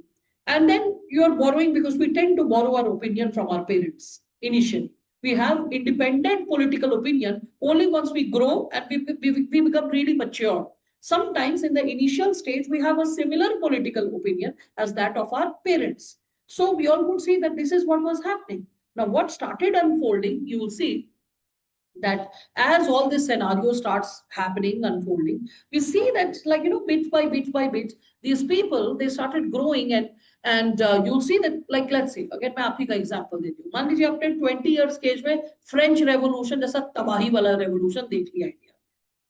20 का तब 30 years के होते हैं, 40 years के, 50 years के, 60 years के, 70 years के, और revolution और instability ठीक ही नहीं है. अब 80 years के होते हैं तब भी हो रहा है instability. Because it lasted for 60 years. So you'll be like, इससे तो अच्छा राजा का ही टाइम था, कम से कम शांति तो बनी हुई थी. So that is what conservatives are. So you can understand that's how people get divided in opinion. Radicals will be like, there's no backtracking. एक बार आ गया democracy, एक बार आ गया third estate in power, एक बार आ गया rule of law and people coming to power. We cannot backtrack despite all kinds of confusions, miseries, instabilities. This is how we shall move ahead. In this only we have to find peace. In this mode of operation, in this mode of governance, we have to find peace. We have to find stability. We have to find order. Who will say that? Yes, radicals will say that. That in this only we have to find order. In what? In this chaos, in this mayhem, in this confusion. We have to find solution. We cannot go backtrack our steps to monarchy. That cannot happen. And conservatives were talking about backtracking the steps. Understanding that? So one is saying go back to the old order, another is saying we have to move ahead and find the solution there itself. So sociology will be like, yes, we can't go back. We will be progressive, we will be modern, we will be talking about equality and liberty, but with peace, but with order, but with harmony.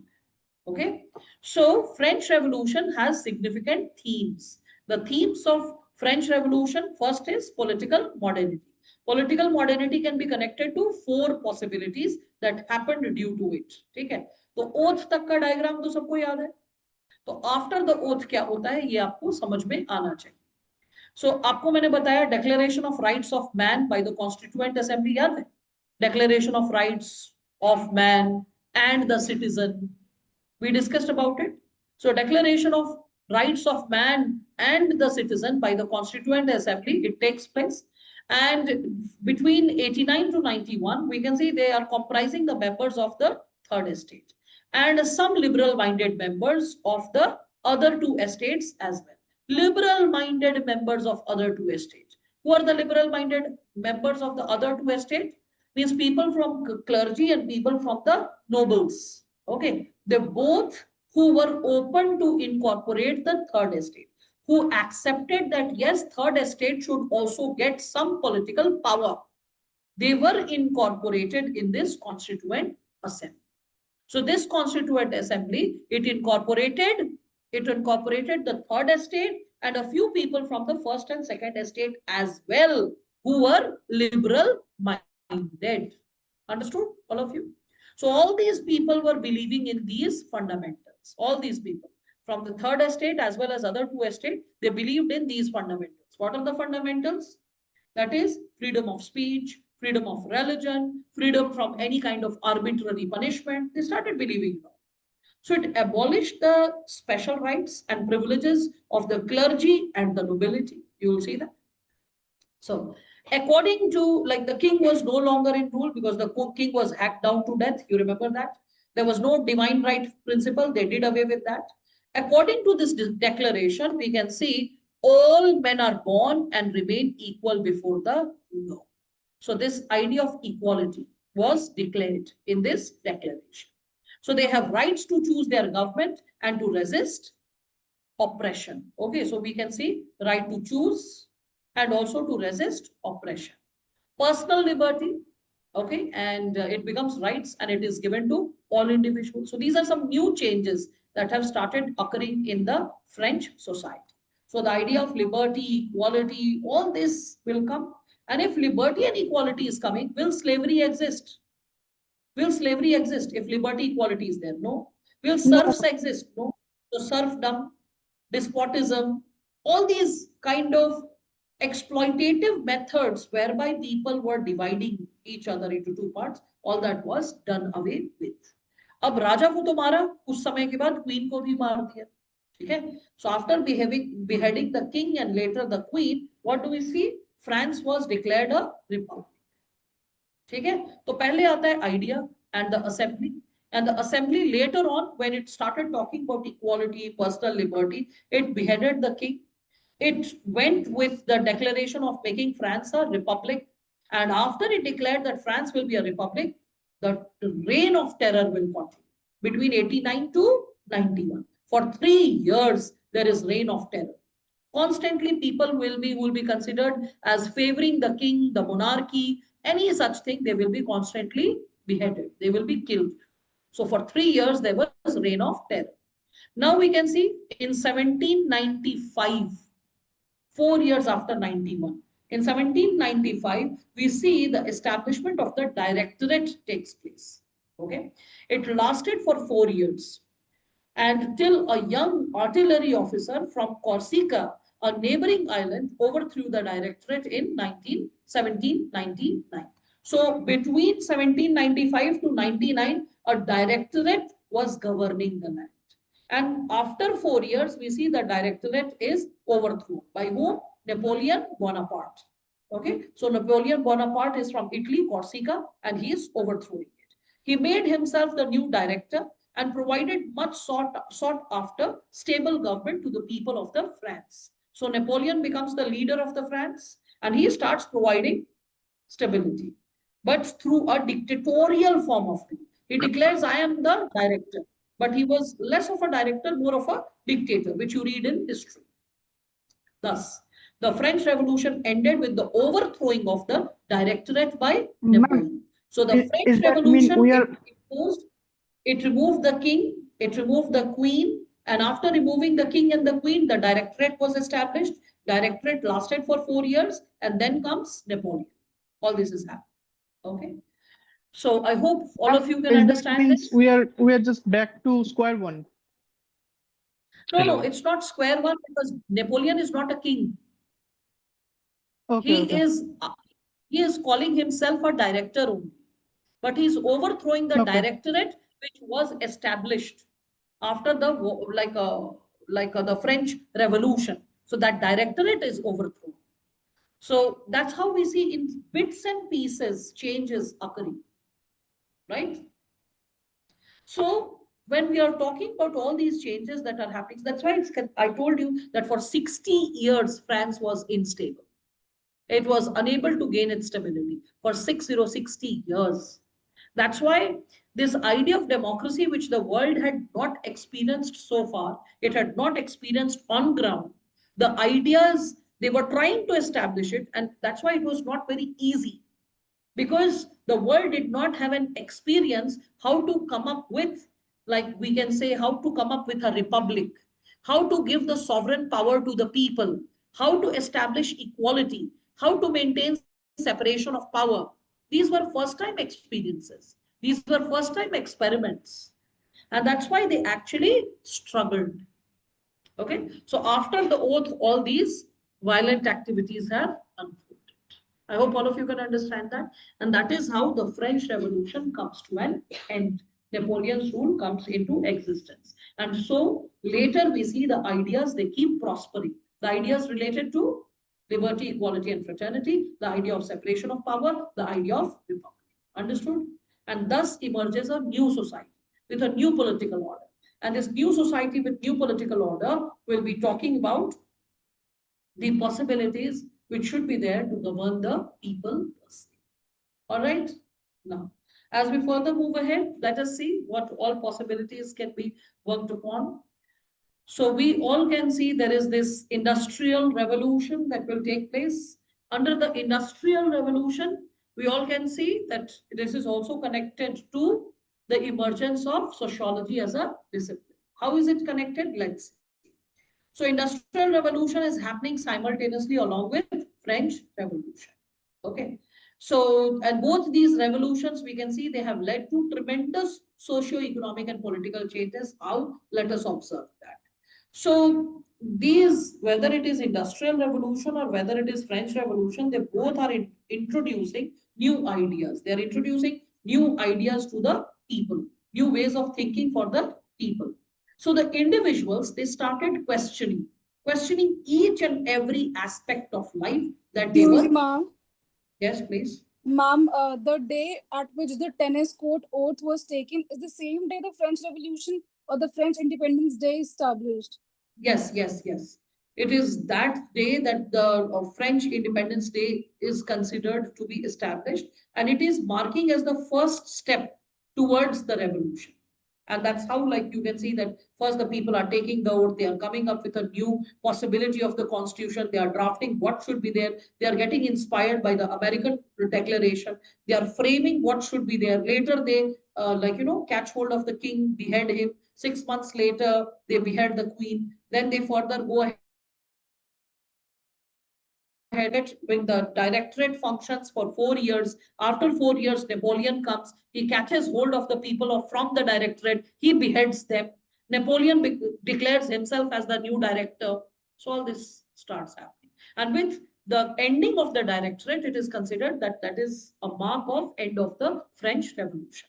But it did not stop with Napoleon. When you read European history, you'll realize that how Napoleon, who's also considered as a right-wing leader and a dictator, that's why Napoleon, if you will be reading history, you'll be finding that Napoleon, you'll be finding that Hitler, all these people are considered as dictators in history. They are considered as right wingers. So you will be finding that these people, like especially like Napoleon, after like how he lost and later how he was replaced, what ideas furthered. But the French people never went back to monarchy. The French people never submitted before any form of government which was anything less than a republic. And the French people always guarded the idea of liberty, equality, and fraternity at all times. It should be ensured and promised to them.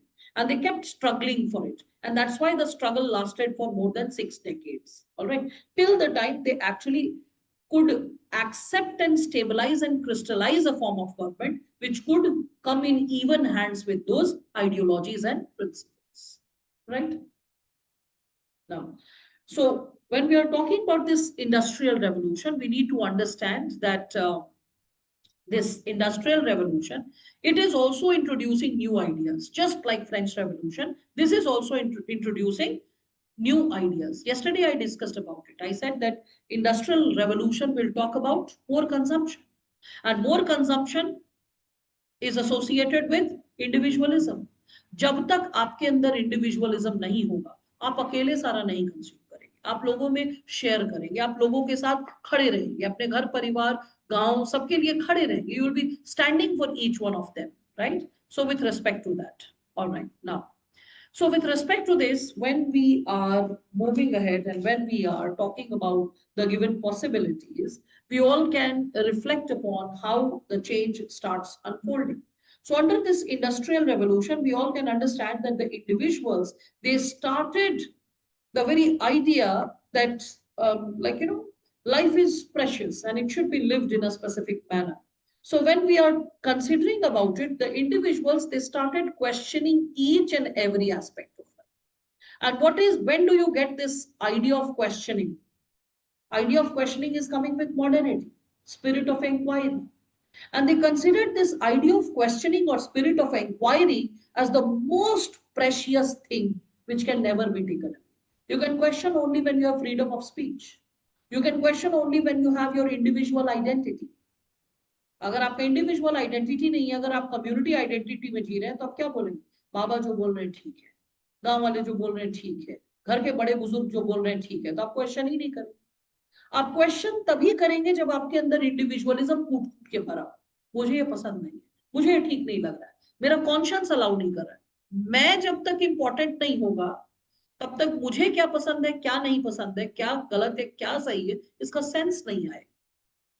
Are you understanding this? So my idea of right and wrong, my idea of correct and incorrect, it comes from the first word, my, I.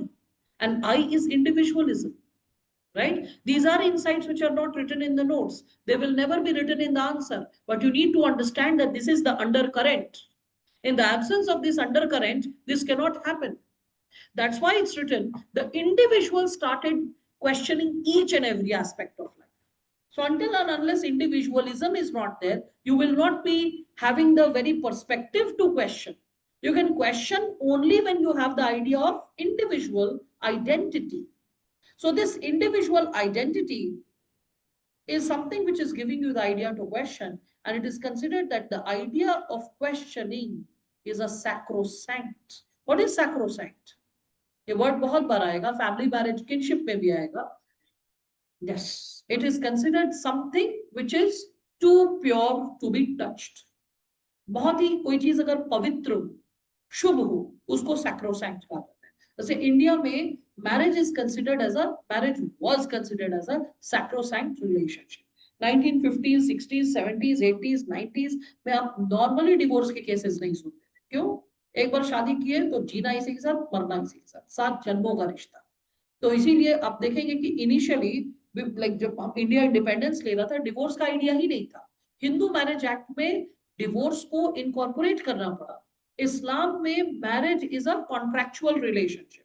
They were far more progressive and far more objective in this idea. That's why you see the idea of marriage treated as contractual also paved the way for divorce in Islam. But Hinduism में it was a sacrosanct idea. Marriage is sacrosanct. इतना पवित्र रिश्ता है कि आप इसको नहीं खत्म कर सकते. 7 जन्मों का रिश्ता. आप फॉरगेट अबाउट दिस जन्म, अब इस जन्म में खत्म करने की बात है, 7 जन्म आपको टांग के चलना है. ठीक है? तो ये जो सैक्रोसैंक्ट वर्ड है कि मैरिज के साथ जुड़ता था. तो जब लोगों ने देखा कि भाई वाइफ बीटिंग हो सकता है, हस्बैंड बीटिंग हो सकता है, रिलेशनशिप में टॉर्चर, एक्सप्लॉयटेशन या थ्रेट टू लाइफ कुछ भी हो सकता है, वैसे सिचुएशन में there should be element to call off. तो फिर हुआ कि मैरिज को हम एक कॉन्ट्रैक्ट की तरह इनकॉर्पोरेट करें. जैसे ही वो कॉन्ट्रैक्ट होगा तभी उसमें आएगा कौन सा एलिमेंट? डिवोर्स का. ठीक है? तो फिर डिवोर्स का एलिमेंट आया. तो उसके बाद हम देखते हैं कि जब डिवोर्स का एलिमेंट आया तभी sacrosanct, marriage is a sacrosanct relationship, ये क्वेश्चन होना शुरू. ठीक? Presently, we all can see that the individuals, they started questioning each and every aspect of life, and they considered that nothing should be considered as sacrosanct. कोई भी चीज इतना पवित्र नहीं पूछा ना जा सके. चर्च में कुछ गड़बड़ दिख रहा है, पूछेंगे. स्टेट में कुछ गड़बड़ दिख रहा है, पूछेंगे. पावर एंड अथॉरिटी में लोगों में कुछ गड़बड़ दिख रहा है, पूछेंगे. So the right to question was considered as the most sacrosanct. If you cannot question, you are not really living in a democracy. If you cannot question, You are not really exercising democracy at several levels. इसलिए आप देख रहे हैं कि ये जितने भी comedians हैं आधे टाइम इसी बात का हल्ला मचाते हैं, अरे बोलने का फ्रीडम नहीं, बोलने का फ्रीडम नहीं। तो आधे लोग बोलते हैं अरे बोलने का भी एक लेवल होता है, you can not just speak randomly anything and everything. फिर होता है कि आप हमारे लीडर्स क्या बोल रहे हैं। So when Ms. Qureshi was making statements, when we were having a strained relationship with Pakistan, one of the leaders from Madhya Pradesh, he spoke against Ms. Qureshi. You remember that, right?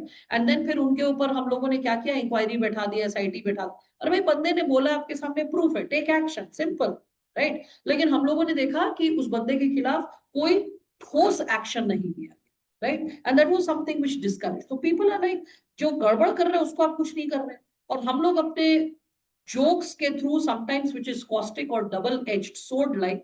So we are trying to question, we are trying to raise the right kind of insights and questions. Yes, sometimes they are unnecessary and sometimes they are lewd, which we all are aware of. लेकिन ये freedom to question, freedom to discuss, freedom to talk, इसी को लेकर हम देखते हैं कई बार लोग क्या करते हैं, अपनी बातों को सामने रखते हैं, they present that given possibility. Anyway, so here when we are discussing about it, we all can connect with this given idea, right?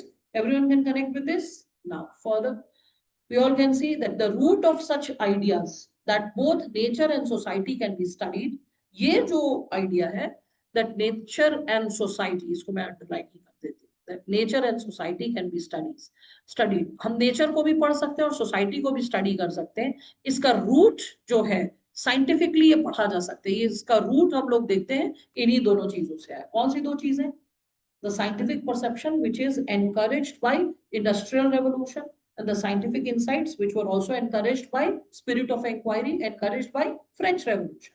So French Revolution encouraged the spirit of inquiry, Industrial Revolution encouraged the spirit of reason and science. And that's how we understood that we can study nature and we can study human societies. Okay. So we started understanding that like trade and commerce and science, all that can be studied. So the new outlook, it developed as a result of what? So it developed as a result of commercial and scientific revolution. अब यही commercial और scientific revolution, it will pave the way for industrial revolution. So this commercial and scientific revolution, if I get back to it, so commercial revolution is a series of events that happened. Now, please understand, commercial revolution is a precursor to industrial revolution. The same period of Renaissance or Renaissance is before period of Enlightenment. In the similar manner, period of commercial revolution is before industrial revolution. I hope all of you can understand this. So this commercial revolution, it is related to a series of events. And these events are between 1450 to 1800.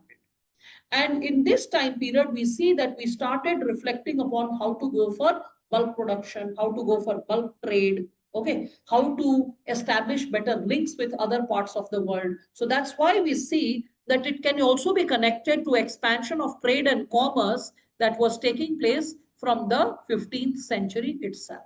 Remember the court of Jahangir? And in the court of Jahangir, there were two British men who had come.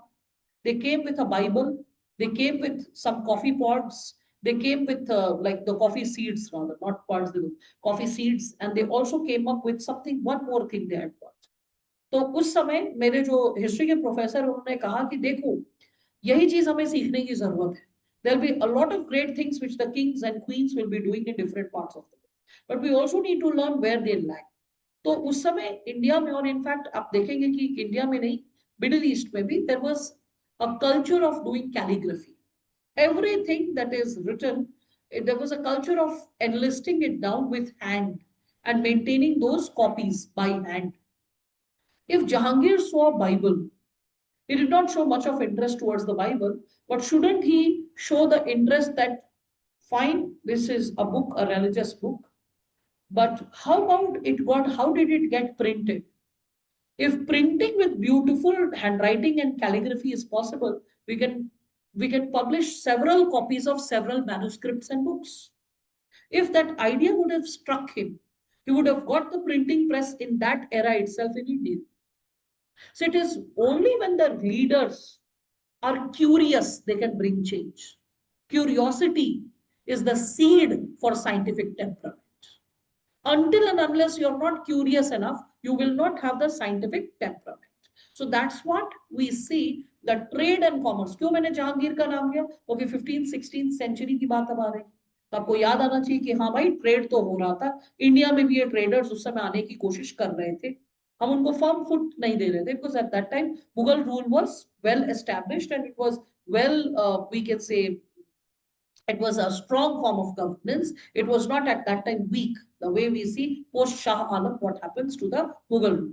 At that time, Mughal rule was at its pinnacle. It was like really strong. It had a lot of territories within its control.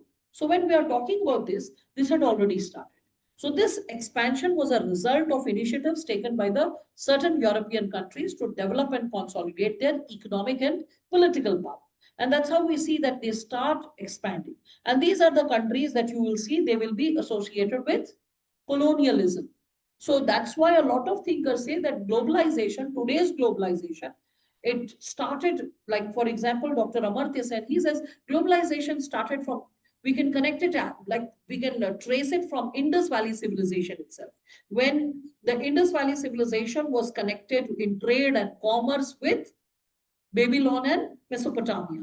Then other thinkers say, no, we can connect it with medieval centuries when through Silk Route, Asia was getting connected to Europe, European economy. That's how we can connect with the globalization.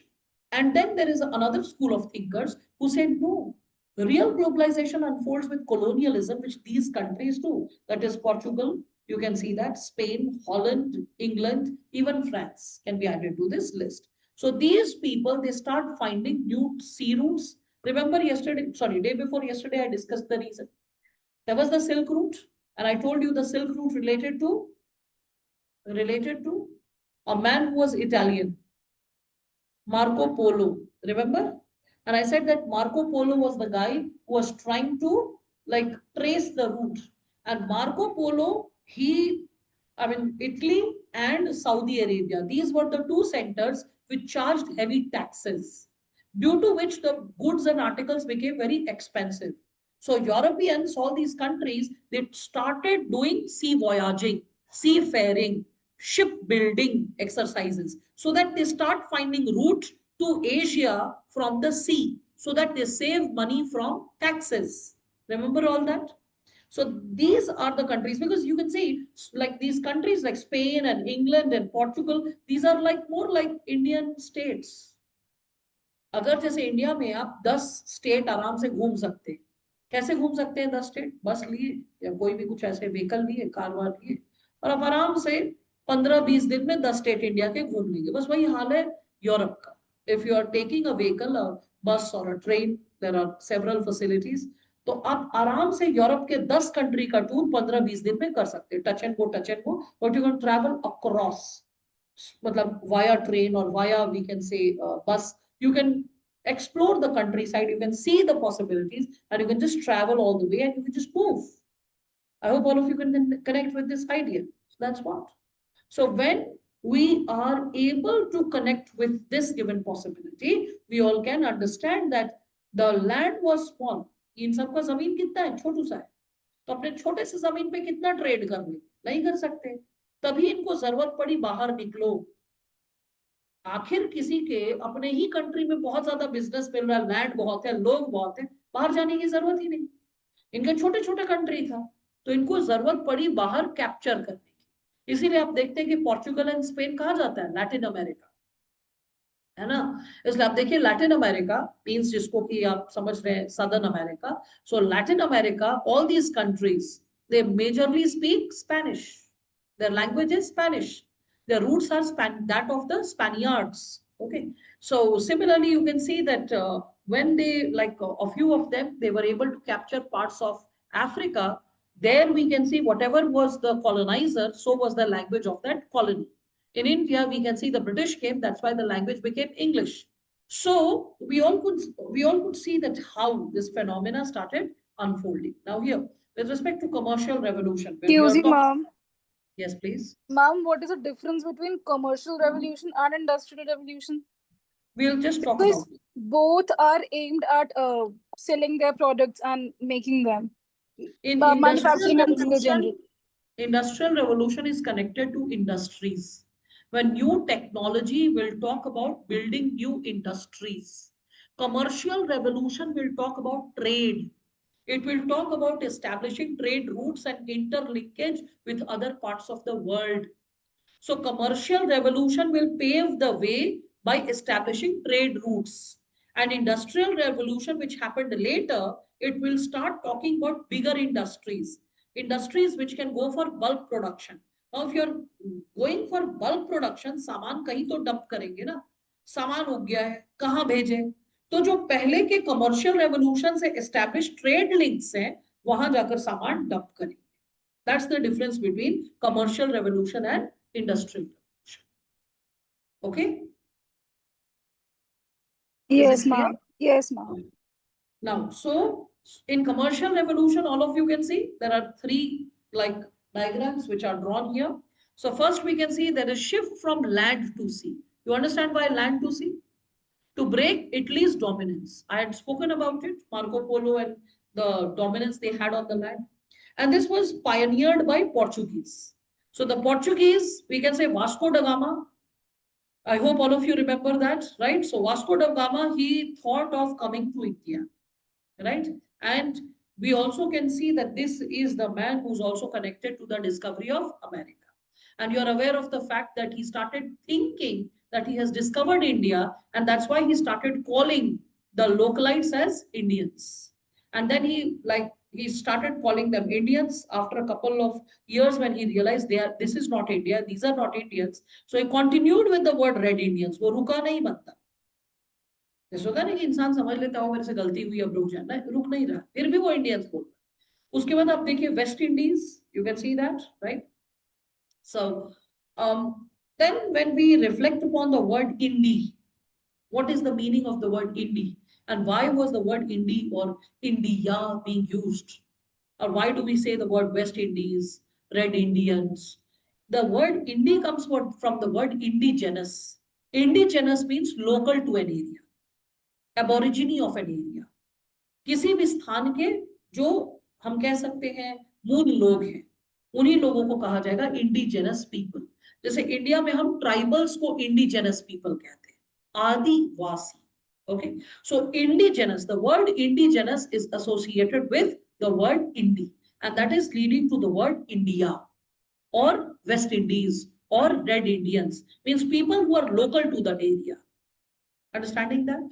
That's why when we reflect upon the word India and Bharat, they have two meanings. India, a land of indigenous people. Indigenous people means people who are local to their roots. Those people who have their own indigenous culture, their own unique local culture. Understanding that? So the word India is not derogatory in nature. It's not negative in nature. भले उन लोगों ने नाम दिया, पर नाम अपने आप में गलत नहीं है, ना नेगेटिव है, ना इसका कोई नेगेटिव कॉनोटेशन है. ठीक है? कई लोग इसको इंग्लिश नेम करके इसको मतलब डिसोसिएट करते हैं, बट इंडिया एंड भारत दोनों ही नाम कहाँ है हमारे कॉन्स्टिट्यूशन में. इंडिया दैट इज भारत करके स्टार्ट ही हो रहा है constitution. So both the names belong to us. Anyway, so this man he discovers America. तो एक लैंड उसने वहां खोजा. फिर आपको मैंने बताया कि लोग अफ्रीका को भी पकड़े, एशिया को भी पकड़े, सबको पकड़ पकड़ कॉलोनाइज करने लगे. साथ में क्या होता है, expansion of banking sector. Expansion of banking sector से क्या होता है, आप क्रेडिट दे सकते हैं, जॉइंट स्टॉक कंपनीज आनी शुरू हो जाती हैं, right? With we can see joint stock companies, checks come into existence, paper money comes into existence. Prior to that, we all can see there is gold and silver. Now, please understand one thing. Prior to gold, silver, joint stock company, banking sector, what was there? The feudal society was there. Monarchs and kings were there. In the feudal society, when feudal lords were there, what was used for exchange? No, prior to gold. Barter system. Prior to barter system, it was salt. Okay, the word salary comes from the word salt. So the feudal lords used to pay the soldiers. They had a standing up. So they realized that they cannot let the peasants fight the wars. Because if the peasant is fighting the war and the peasant is getting back and then cultivating the land to grow crops, the peasant is too tired. So there has to be a standing army which is protecting the territory so that the peasant can freely cultivate the land. And whatever the peasant is cultivating, that is given, a part of it is given to the king, so that the standing army can be maintained and the peasant can be protected. But that ration was not sufficient. So the soldier needs to be paid. And if the soldier has to be paid, what should the soldier be paid with? So they were paid with salt. And because salt was not only for cooking purposes, salt was used for several other purposes related to agriculture, related to, we can say, cleaning, related to different types of, we can say, activities which were performed in a feudal society. If you want, you can cross check, you can just search on Google, on not Google, on YouTube, you'll get a video associated with the usage of salt in medieval times. Several usages of salt in medieval times, and you'll be allowed to see. Okay, so salt became the source of salary, and salt was used. When we can see the Europeans, they captured Latin America or South America, they found a lot of mines related to silver and gold. It is when they found the mines of silver and gold that silver and gold were used for coins. Understood? When silver and gold were used for coins, then what do we see? Coinage comes. Coinage was later replaced by banking sector through paper currency. Understood now? This is how the history of currency unfolds. So when we see the paper currency, the checks, they are replacing silver and gold. That's happening. Now, paper is symbolic. Paper per se has no value. But the moment you print, like, let's say 2000, or you print 1000, or you print 500, anything as such, the moment the value is printed on the paper holds that value, isn't it? And when the paper holds that value, what happens? After the paper holds that value, then it is a mode of transaction. It facilitates exchange. आपको 2000 का सामान अगर किसी को देना है, अगले ने आपको सिर्फ एक पेपर करेंसी दी, और उस पेपर को ही आपने एक वैलिड ट्रांजैक्शन समझा, उसे पेपर लिया और कागज के बदले आपने ढेर सारा सामान दे दिया. That's the importance of paper currency. इस पेपर करेंसी के साथ साथ क्या हुआ? यूरोपियनाइजेशन ऑफ द वर्ल्ड हुआ. क्यों? They started colonising the world. As they colonized the world, for governing the world, they needed what? For governing the world, they needed managers. They needed people who could manage the army, people who could manage the paperwork, people who could manage the offices. So that's why there will be rise of middle class, people who are educated enough to do the job of bank, job of clerks, job of, like, the other kind of desk jobs, right? So there will be rise of the middle class.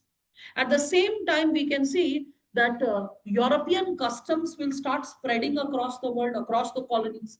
India में ये T set का culture कहाँ था? ये जो हम लोग देखते हैं कि केटल में टी डाल के और फिर उसको कप्स में, आज भी आप देखिए सबके घर में हो सकता है टी सेट, लेकिन यूज नहीं होता है, वो रखा रहता है. वही चाय छन्नी से छान के चाय और फिर वो ट्रे में ला के धर देना कि लो पी लो, बोल के मैंने तैयार कर दिया. वो वाला कल्चर कि भाई अलग से टी पॉट से हम लिकर डालेंगे, फिर हम थोड़ा शुगर क्यूब डालेंगे, फिर थोड़ा हम मिल्क डालेंगे, सबको मिक्स करेंगे और फिर हम किसी को पीने को देंगे. ये कल्चर कहाँ है? हम देख सकते हैं ये कल्चर इंडिया में नहीं है, आज भी नहीं है, regular day to day life में नहीं. हमें पकी हुई चाय चाहिए, एकदम अच्छे से खौली गाढ़ी चाय चाहिए, ठीक है, जैसे कोलेस्ट्रॉल ही बढ़ जाए. तो actually it is not very good for health. When we say chai should be basically like of tea leaves, brewed of tea leaves. That's it. जिसको लाल चाय बोलते हैं, ठीक है. That's the real tea which can really help you boost your immunity. ना कि वो गाढ़ी सी दूध की जो चाय पीते हैं, ठीक है. कहाँ से आ रहा है? यूरोप से आ रहा है. So all these different types of cultures. In India, we had the culture of kahwa. In different seasons, we were having different type of kadha or kahwa. That was the basic culture.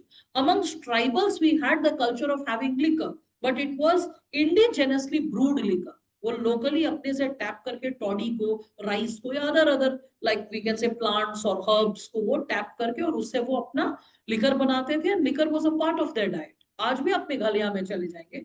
Liquor manufacturing of liquor at local level is illegal in India. You cannot do it at home. आप नहीं कर सकते. But हम क्या देखते हैं कि मेघालय में आज भी अगर आप जाएंगे तो बच्चों के लिए अलग किस्म का that is a ginger L, जिससे डाइजेशन ठीक रहे, लेकिन वहां हमेशा बारिश होती रहती है, तो आपका इम्यूनिटी बढ़ा रहे, इन्फेक्शन से आप ससेप्टेबल ना हो। तो वहां पे मदर्स जो है घर के पीछे आंगन में वो क्या करती है, like more like a kitchen garden, you can sea facing the kitchen garden towards the backyard, they have a huge, like structure, a furnace where they brew the liquor, and it is a part of daily diet, whereby people after having the meal they take a little bowl of little, like bowl of liquor as a part of their daily diet to boost their digestion. So as per the suitability of climate and environment, food habits used to be there, but all of it is getting Europeanized. Like for example, I can give you this. If you see one of my friends, she's a Japanese. So she was saying, in fact, one of my sister-in-laws is also Japanese. वो उससे नहीं, मेरे को friends से पता चला. She said that in Japan, people they follow majorly a form of Buddhism as a form of religion. But despite following Buddhism, during their weddings, they wear a white gown, just like Christian wedding. So it's like, why? She's like, even I don't know why. So they wear a white gown, a Christian like wedding like gown, but they perform all Buddhist rituals. And after that ritual, there will be two ceremonies, one in which she'll be wearing the white gown and like throwing a dinner party to everyone.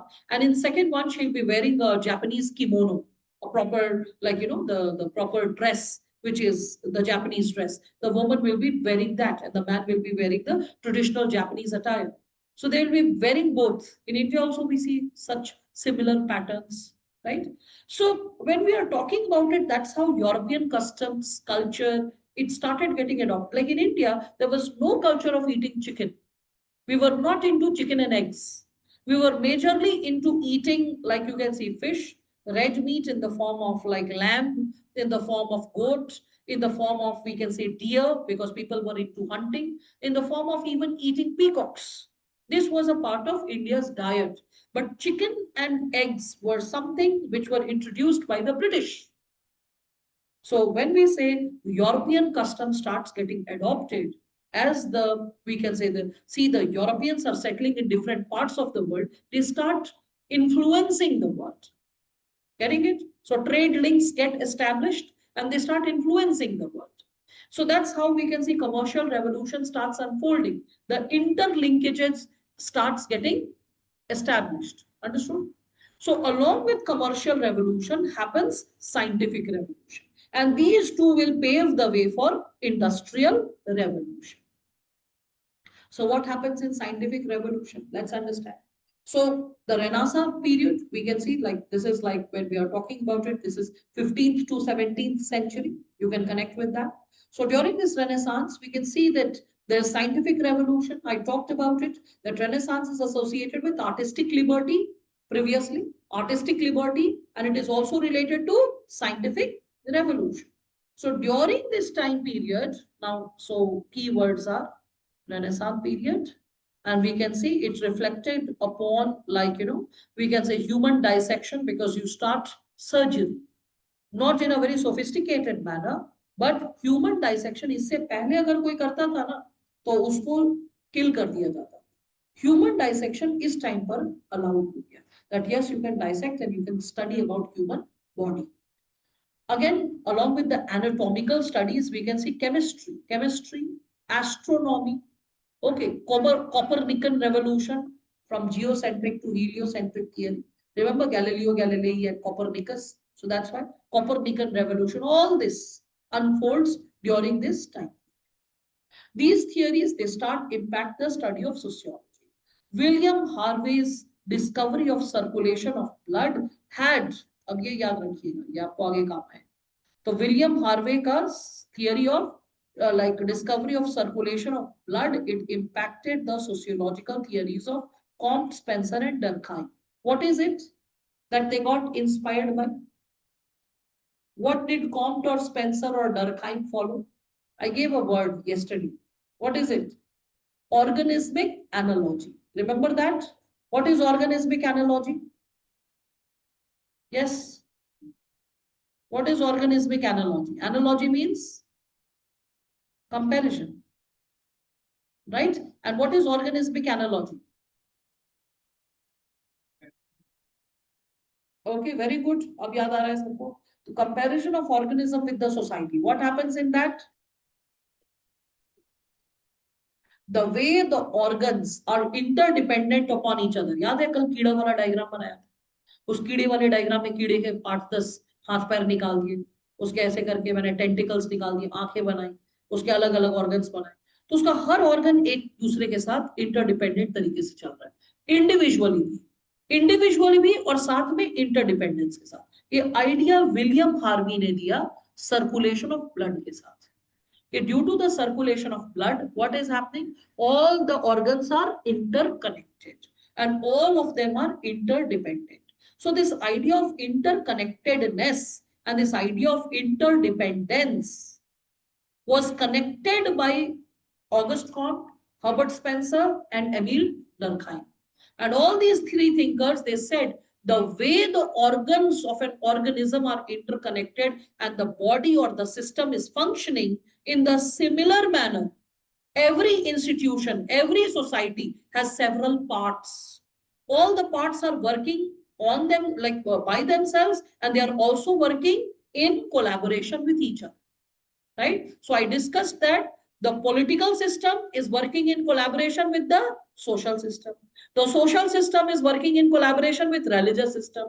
Religious system is working in collaboration with educational system. So all the systems are somewhere interdependent on each other. So that's how William Harvey's discovery of circulation of blood inspired the emergence of sociological theories of these thinkers. Understood? Okay. Then now comes the Industrial Revolution. So commercial revolution and scientific revolution paved the way for Industrial Revolution. How do they pave the way? So we see that with scientific temperament, people will come up with new technology, new kind of breakthrough, new kind of industries will get established due to these technological breakthroughs. So in the Industrial Revolution, all of you can see that the foundation of modern industry, it was laid by Industrial Revolution. This began in England in the late 18th and early 19th century. ठीक है? तो commercial revolution का time period क्या था? मैंने कुछ देर पहले discuss किया. What was the time period of commercial revolution? 17th, 18th century. Yeah, what? Sorry. 17th and 18th century. 17th and 18th century. All right. थोड़ा सा और पहले नहीं बताया था मैंने. 15th. Ma'am, it peaked around that.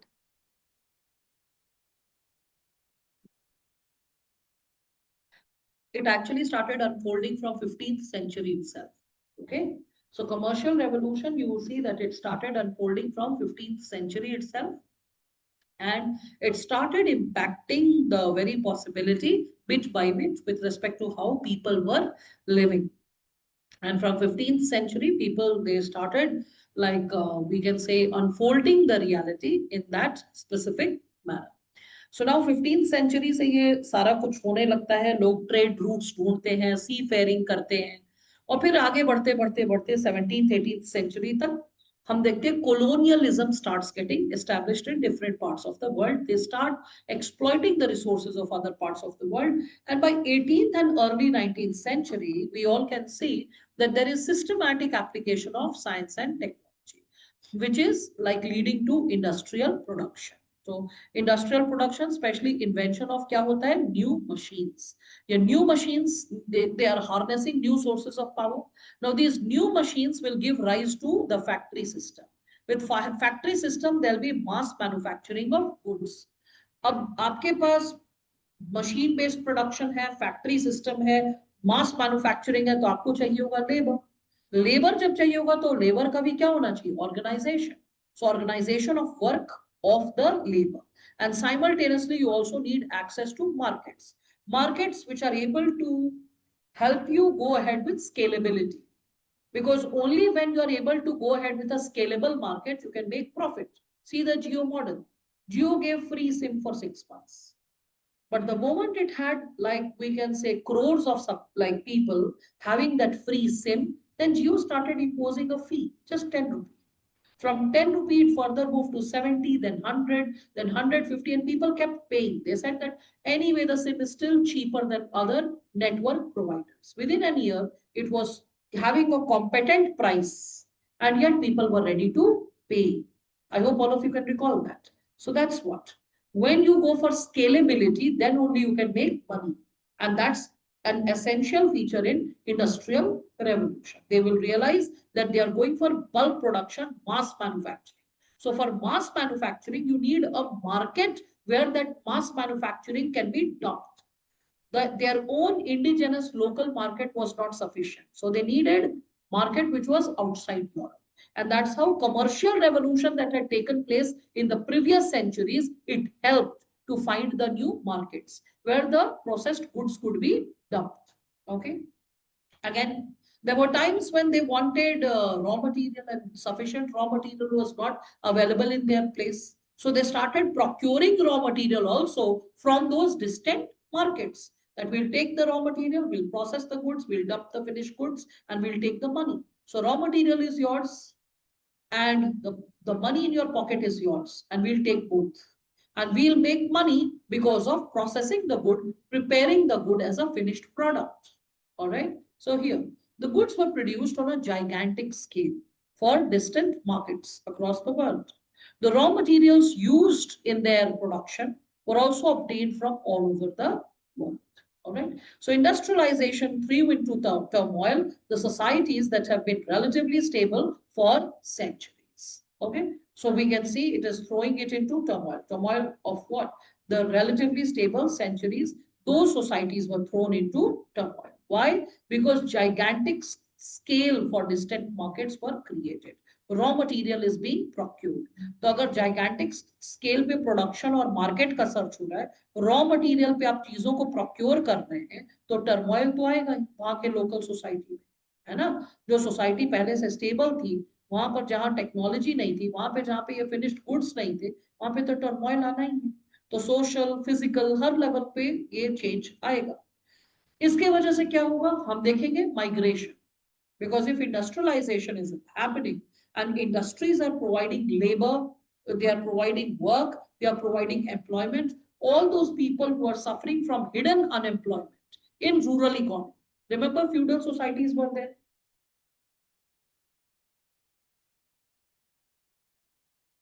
So let us consider a serf as a little patch of land, and he has 4 sons. So within a generation, there will be 5 people to serve on the same land. Maybe 2 people can cultivate that land comfortably. How about the rest 3 people? If the rest 3 are still working on that land, that means there is hidden unemployment. If they also have 2 sons each, you can further think of the scale at which hidden unemployment can be there. Now, with this industrial revolution, the peasants will get an opportunity to migrate and go and find new jobs in the towns. So that's how we see that the peasants, they are ready to flock in the new towns. Now, when these people are moving to the towns were not expanding at that scale. The facilities were not being provided in the towns at that scale. So what will emerge? If there is lack of planned development of a city, that will lead to ghettoization, that will lead to slums. And that's how we all can see that there are rampant diseases, there's rampant crime, there is all forms of decay and deviance, appalling conditions for the people to stay, right? And we all can see that the lives of the people in general is threatened. अब ये change दोनों को impact करेगा. हम लोग discuss कर रहे थे, like if you remember yesterday we were discussing about period of enlightenment thinkers and we were talking about conservatives and radicals. तो radicals जो हैं वो बोलेंगे नहीं, चेंज तो जरूरी है, और चेंज जो जरूरी है तो हमें ये सोचना है कि कैसा चेंज लाए. So you'll see that the radicals, when we are talking about them, the radicals will be talking about how the factory workers can be accommodated and how social transformation can be facilitated. जबकि conservatives क्या बोलेंगे? Conservatives बोलेंगे ये देखो पूरा order disrupt हो गया है, कितना ज्यादा केओस आ गया है, कितना ज्यादा डिसऑर्डर हो गया है, राइट? तो दोनों का जैसा टेम्परामेंट होगा वैसा ये लोग रिस्पॉन्स रखेंगे. We have discussed about it earlier as well, right? So you all can connect with this given insight that how each one of them is discussing the idea of modernity happening due to industrial revolution. All right. So what were the changes? I have enlisted the changes over here. All of you can see that 7 changes that happened due to industrial revolution. It's not just 7, but I have just briefly enlisted it into 7 subparts. So we can see rapid urbanization, changes in the kinship structure and status of women. Why changes in kinship structure? What's the reason? Why change in kinship structure? Because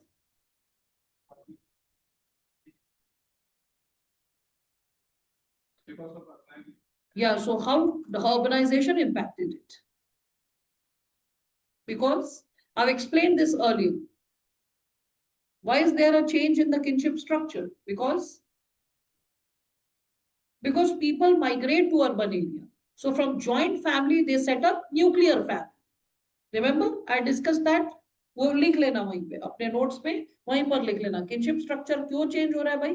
तो from joint family, people are moving to nuclear family. Individualization is increasing. Okay, so that's how you all can connect with the given change. So joint family to you can connect it with nuclear family. So that's how kinship structure will change. अब joint family में women अगर patriarchal system है तो women को उतना say नहीं रहेगा joint family. It will be the karta of the family. Who is the karta of the family? The senior most male member. So the power and authority and property gets transferred from senior male to junior male. So when power, authority and wealth, familial wealth. So power, authority, and wealth is transferring from senior to the junior male members. Women don't enjoy a like healthy status. But in a nuclear family, we all can see that women, there is the woman, there is the man, and the child. So the woman gets more say in the family. The woman is able to articulate her opinion and she is able to, like, sometimes she is even employed in these industries. In fact, in the initial stage, if you read David Copperfield, if you read Oliver Twist, novels like these, which are coming from Britain, they talk about women and children being employed in exploitative conditions, harsh conditions whereby they were working in the factories from 12 to 16 hours per day. That's about women and children. Okay, so we can see that if a woman is working, if she is under the similar harsh financial conditions and she is exposed to such a scenario and she is also competent to that of a man, then she'll have like more say than the women who are living in joint families in a traditional feudal society. That's why status of women will also change in terms of the way they say, the way they are able to take decisions, the way they are able to participate economically or socially. There is mass production, there is mechanization. It is also connected to world trade.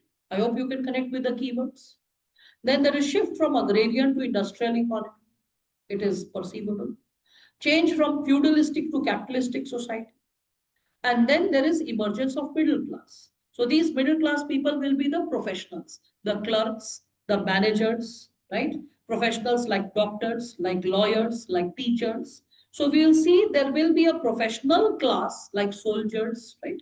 So there'll be a professional class which will be providing services. And along with services, it will be part educated. So, and that is how the emergence of middle class will happen due to industrialization. Because industrialization needs scientific temperament. For scientific temperament, you need someone to teach science. You need schools, you need educational institutions. So the moment you're talking about schools, educational institutions, you're talking about professionals. These professionals, these industries will also face legal challenges. So they need lawyers. Now in urban areas, people, when they are more scientific and not traditional, they will rely on doctors for curing them from diseases. So doctors will come into the scenario. That's how middle class will emerge during this period. Understood? The reason behind the emergence of the middle class? Then we can see there is poverty, disease, and exploitation because there is lack of urban planning. Due to lack of urban planning, there is ghettoization. Due to ghettoization, what will happen? Diseases will occur. Ghetto slums. Okay. So diseases will occur. The condition of the labor is very exploitative. There is more surplus of labor. Okay. There is more supply and less demand. Less demand means there are less jobs. So you can exploit the labor to work in excruciating working conditions at very little wages. That's why poverty and exploitation. And religion being displaced by science as an omnipotent force. Because people will no more rely on religion. They believe that they start explaining everything from scientific perspective. Industries, bulk production, okay, scientific breakthroughs, you are relying on doctors. So in every realm of life, every walk of life, we can see science making an intervention. Understood? Yes? Okay, fine. So with respect to this, when we further move ahead, we all can see the founding fathers of sociology. I had discussed about them very briefly previously as well. Now we will be reflecting upon them more clearly and distinctly. So again, we all can see, I told you that Saint Simon was the person, but he could not contribute much. He died untimely. So because of which we can see his apprentice. Who was his apprentice? Saint Simon के apprentice कौन थे? August Comte. August Comte.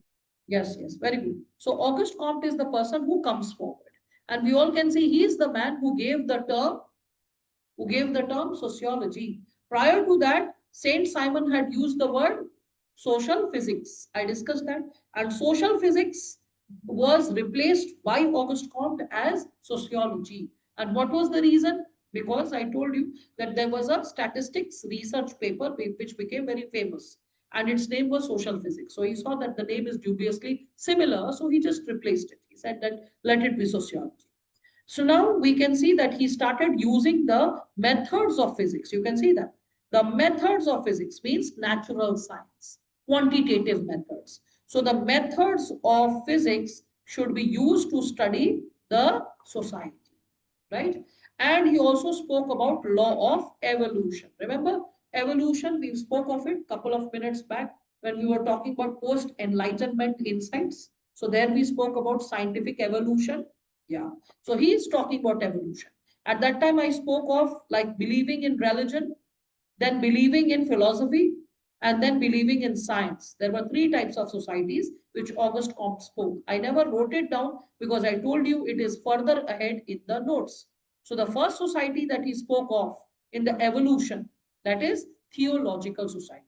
Theology literally means like relying on religion, related to religion, theology. Anytime, anywhere you see the word theology, it will be related to religion. Boost your vocabulary simultaneously. As you learn sociology, it will also improve your vocabulary. So theological society will be a society which is believing in God. God will be at the center. People will be God-fearing. They will be religious, deeply religious. Then comes the second phase, metaphysical. When people are believing in philosophical explanations. What is philosophical explanation? What should be there? चाहो तो सब लिखते रहो. Philosophical explanation वही लिख दिया should. What should be there? Okay. So what should be there? And third is associated with positivism. ठीक है. तीसरा जो सब segment है, it is connected to positivism. Understanding this bit, everyone? Okay. So positivism. So when we are talking about positivism, that is something which all of you can connect with scientific approach. ये word positivism chapter 2 में भी जाएगा. So remember, positivism is connected to natural science methods. So he believed that first the society is theological, based on religion. Second is the metaphysical society, which is based on philosophy. And third is the positivist society. Positivism is based on science, all right? Like the scientific methods and techniques. So Comte, we can see he was a physicist and he was also a disciple of chemistry, but he was a disciple of Saint Simon and he was also a physicist. So he adopted the natural science methods and he tried to implement it in the development of sociology as a discipline. So he stressed that adoption of scientific methods to analyze the society is how we can improve the society. Sociology as a discipline क्यों होना चाहिए? ताकि हम society को scientifically study कर सके और साथ में सोसाइटी को इम्प्रूव कर सके. ठीक है?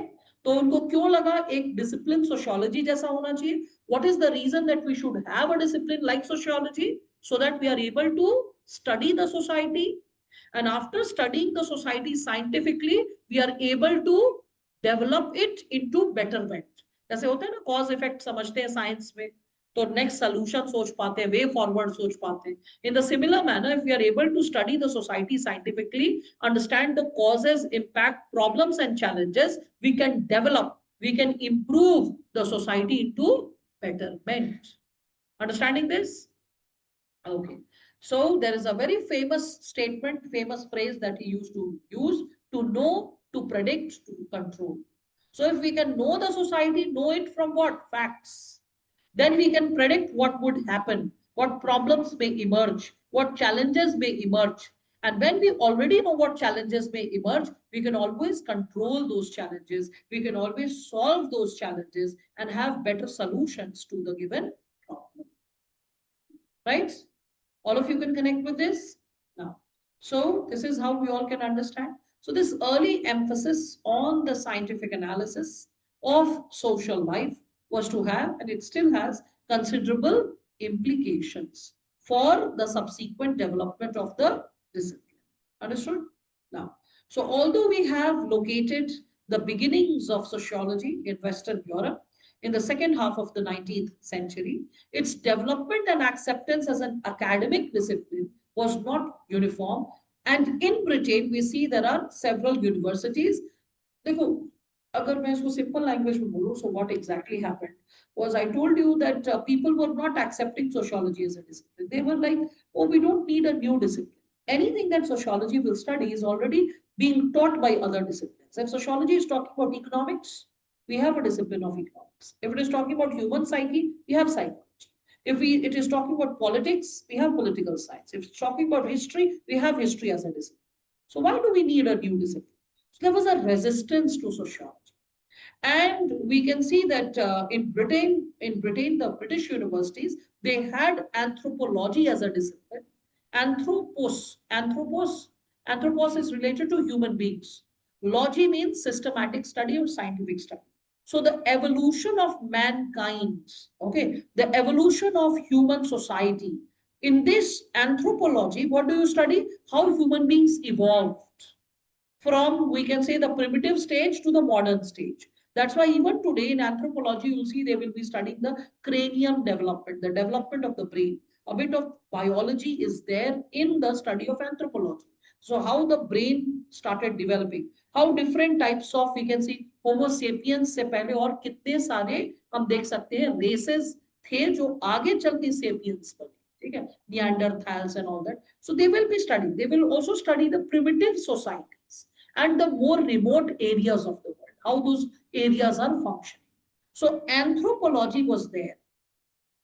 British sociology बहुत लेट आया, और आया भी तो बहुत छोटा सा डिसिप्लिन था, और ये मेनली कहां पर पढ़ाया जाता था? लंदन स्कूल ऑफ इकोनॉमिक्स में पढ़ाया जाता था, ठीक है. It took some time for sociology to evolve. Okay, it was considered as a minor discipline in Britain. It took some time to evolve.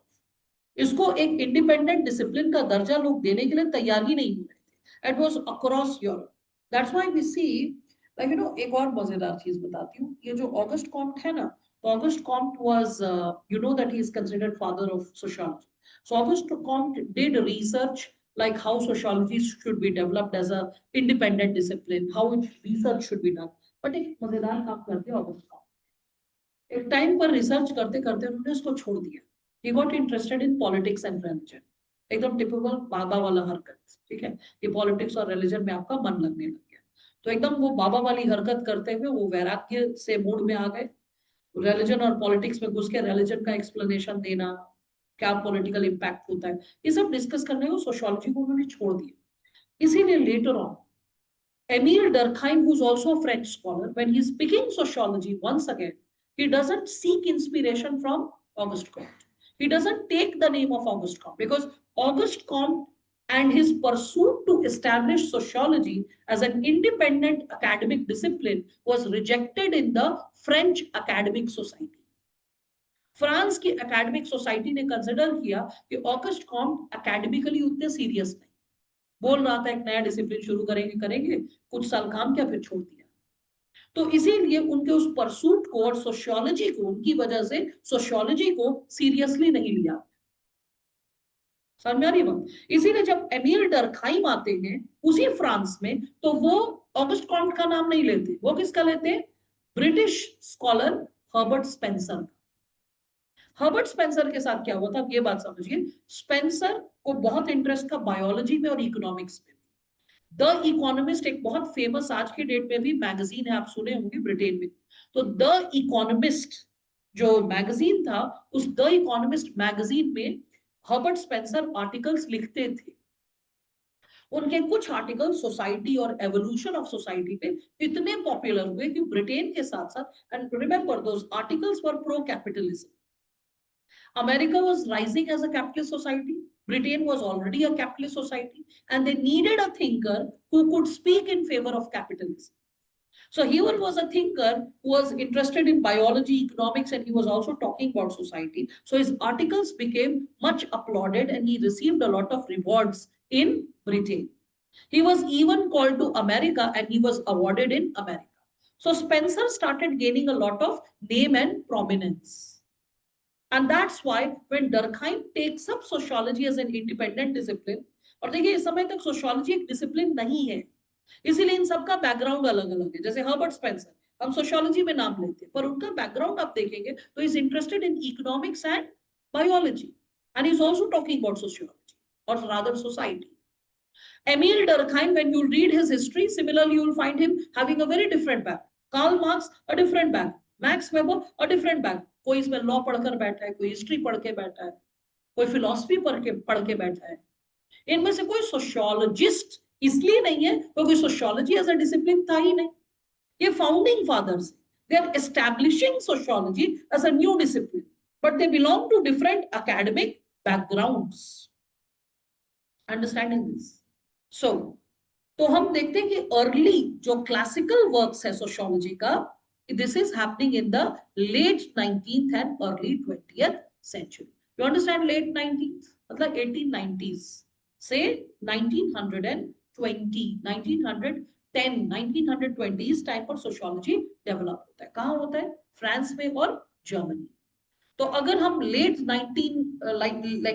19th century बोलते हैं तो आ जाएंगे Karl Marx. Karl Marx, you know, he died 1880s में, है ना, 1881.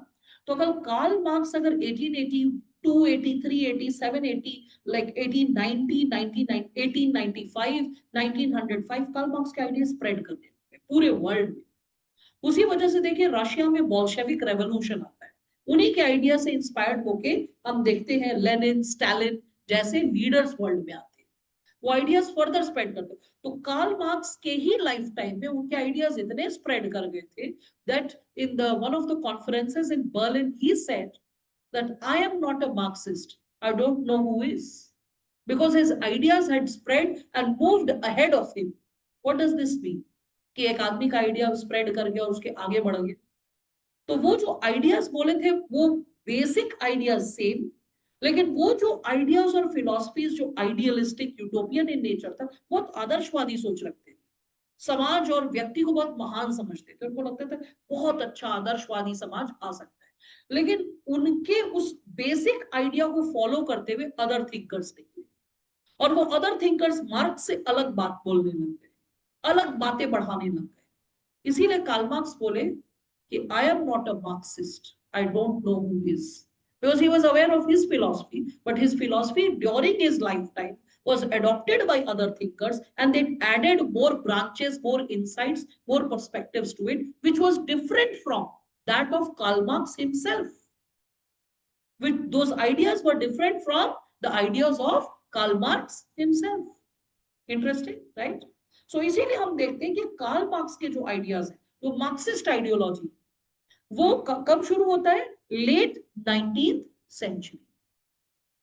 Early 20th century में हम क्या देखते हैं? तो अर्ली 20th सेंचुरी में हमारे पास आ जाते हैं Emil Durkheim and max.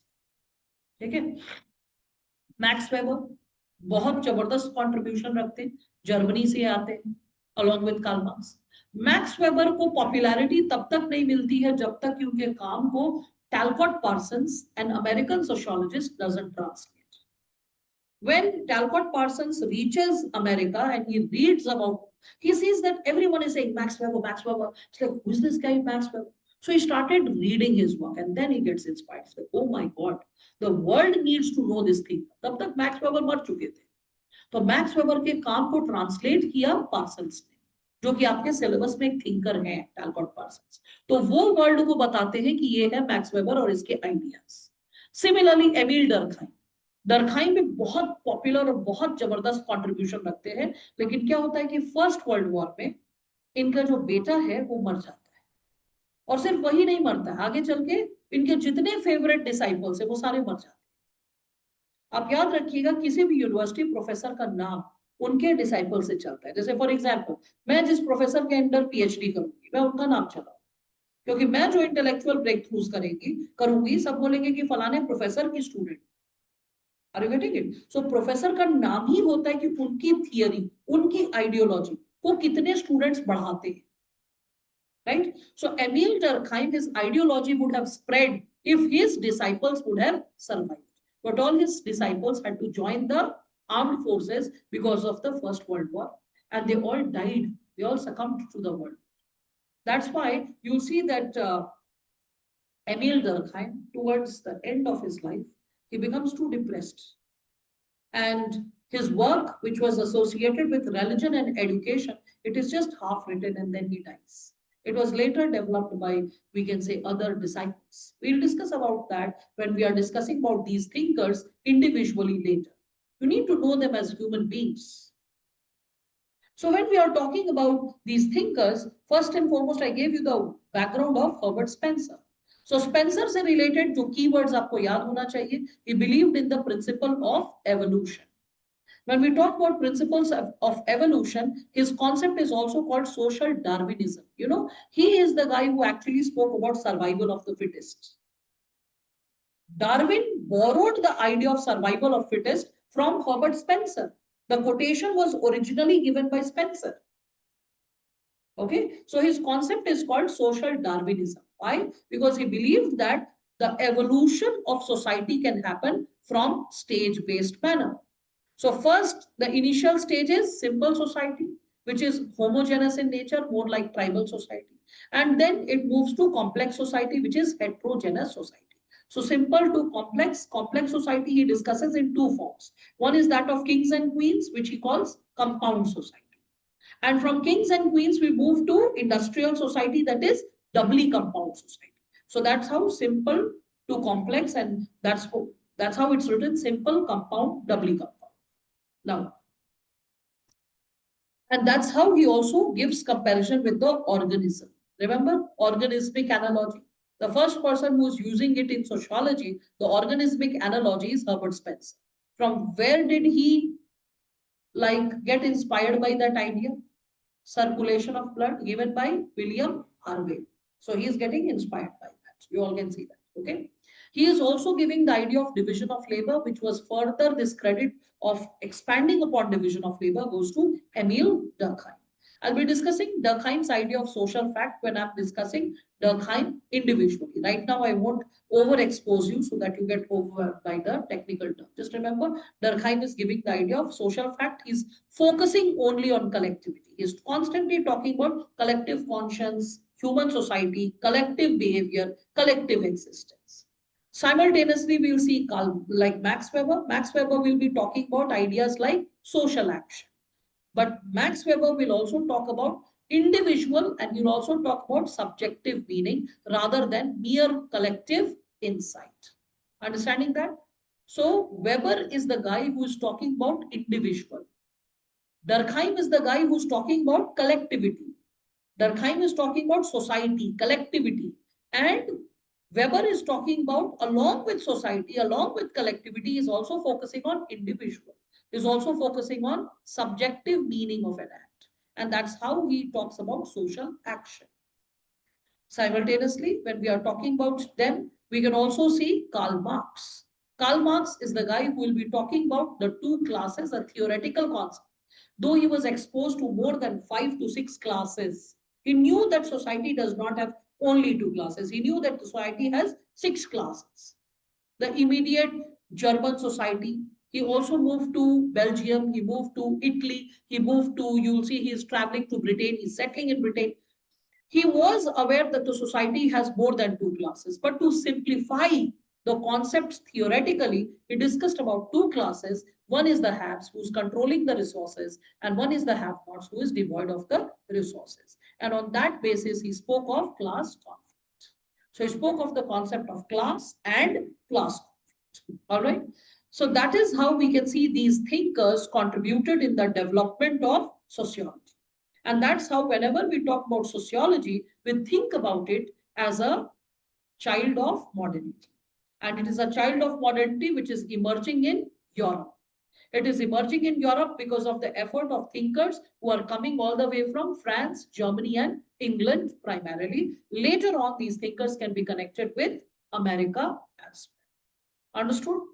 So this is a basic overview associated with emergence of sociology as a discipline due to the social changes occurring in Europe.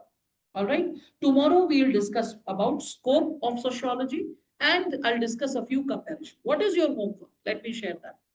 Scope मत पढ़िएगा, आपको नहीं उतना ठीक से समझ पाएगा, वो मैं ही करवाऊंगा. मैं आपको एनकरेज करूंगी, आप डिस्कस, आप पढ़ लीजिएगा. क्या ये जैसे डिफरेंट फेजेस ऑफ सोशियोलॉजी दिख रहा है ना, यहाँ पे different phases of sociology, it is on page number 13. So different phases of sociology please पढ़िएगा. ये आपको सोशियोलॉजिकल इमेजिनेशन दिख रहा है सी राइट मिल्स का, इस पे क्वेश्चन आया हुआ है. I showed you the question, इसको पढ़ लीजिएगा. ये मैं समझाऊंगी सारा because you will struggle. And please read sociology and other social sciences, that is page number 15 to page number 15 to page number, because all sorts of subjects are given, even relation with ethics and philosophy.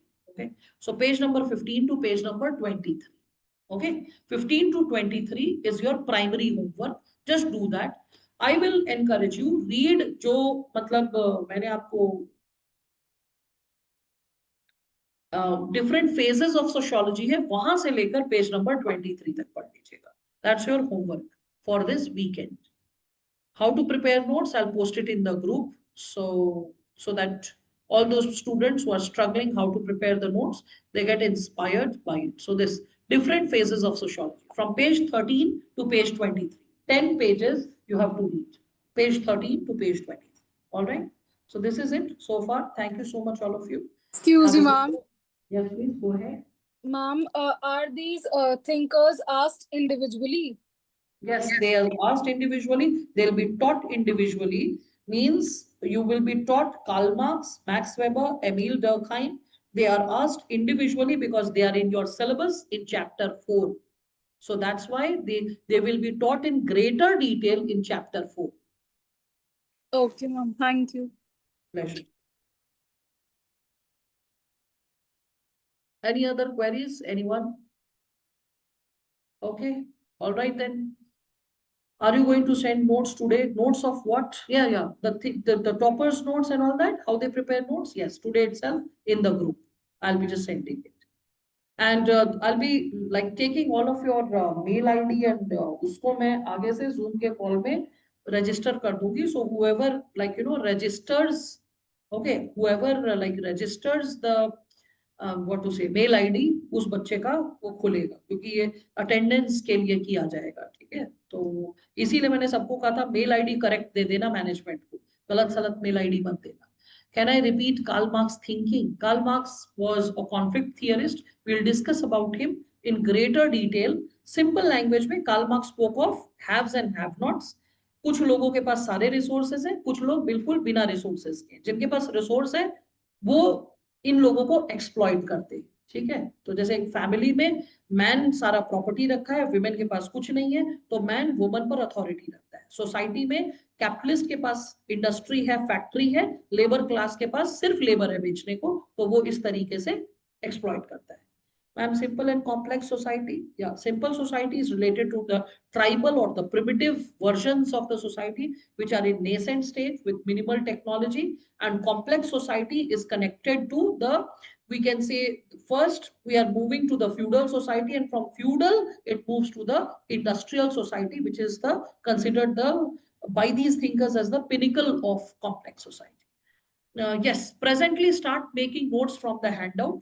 Border छोड़कर handout पर, मतलब जो handout है उसका notes बनाइएगा, border छोड़कर हमेशा so that you can always improvise. And I'll encourage, make notes in A4 size, loose pages, so that you can add pages if and when you want to.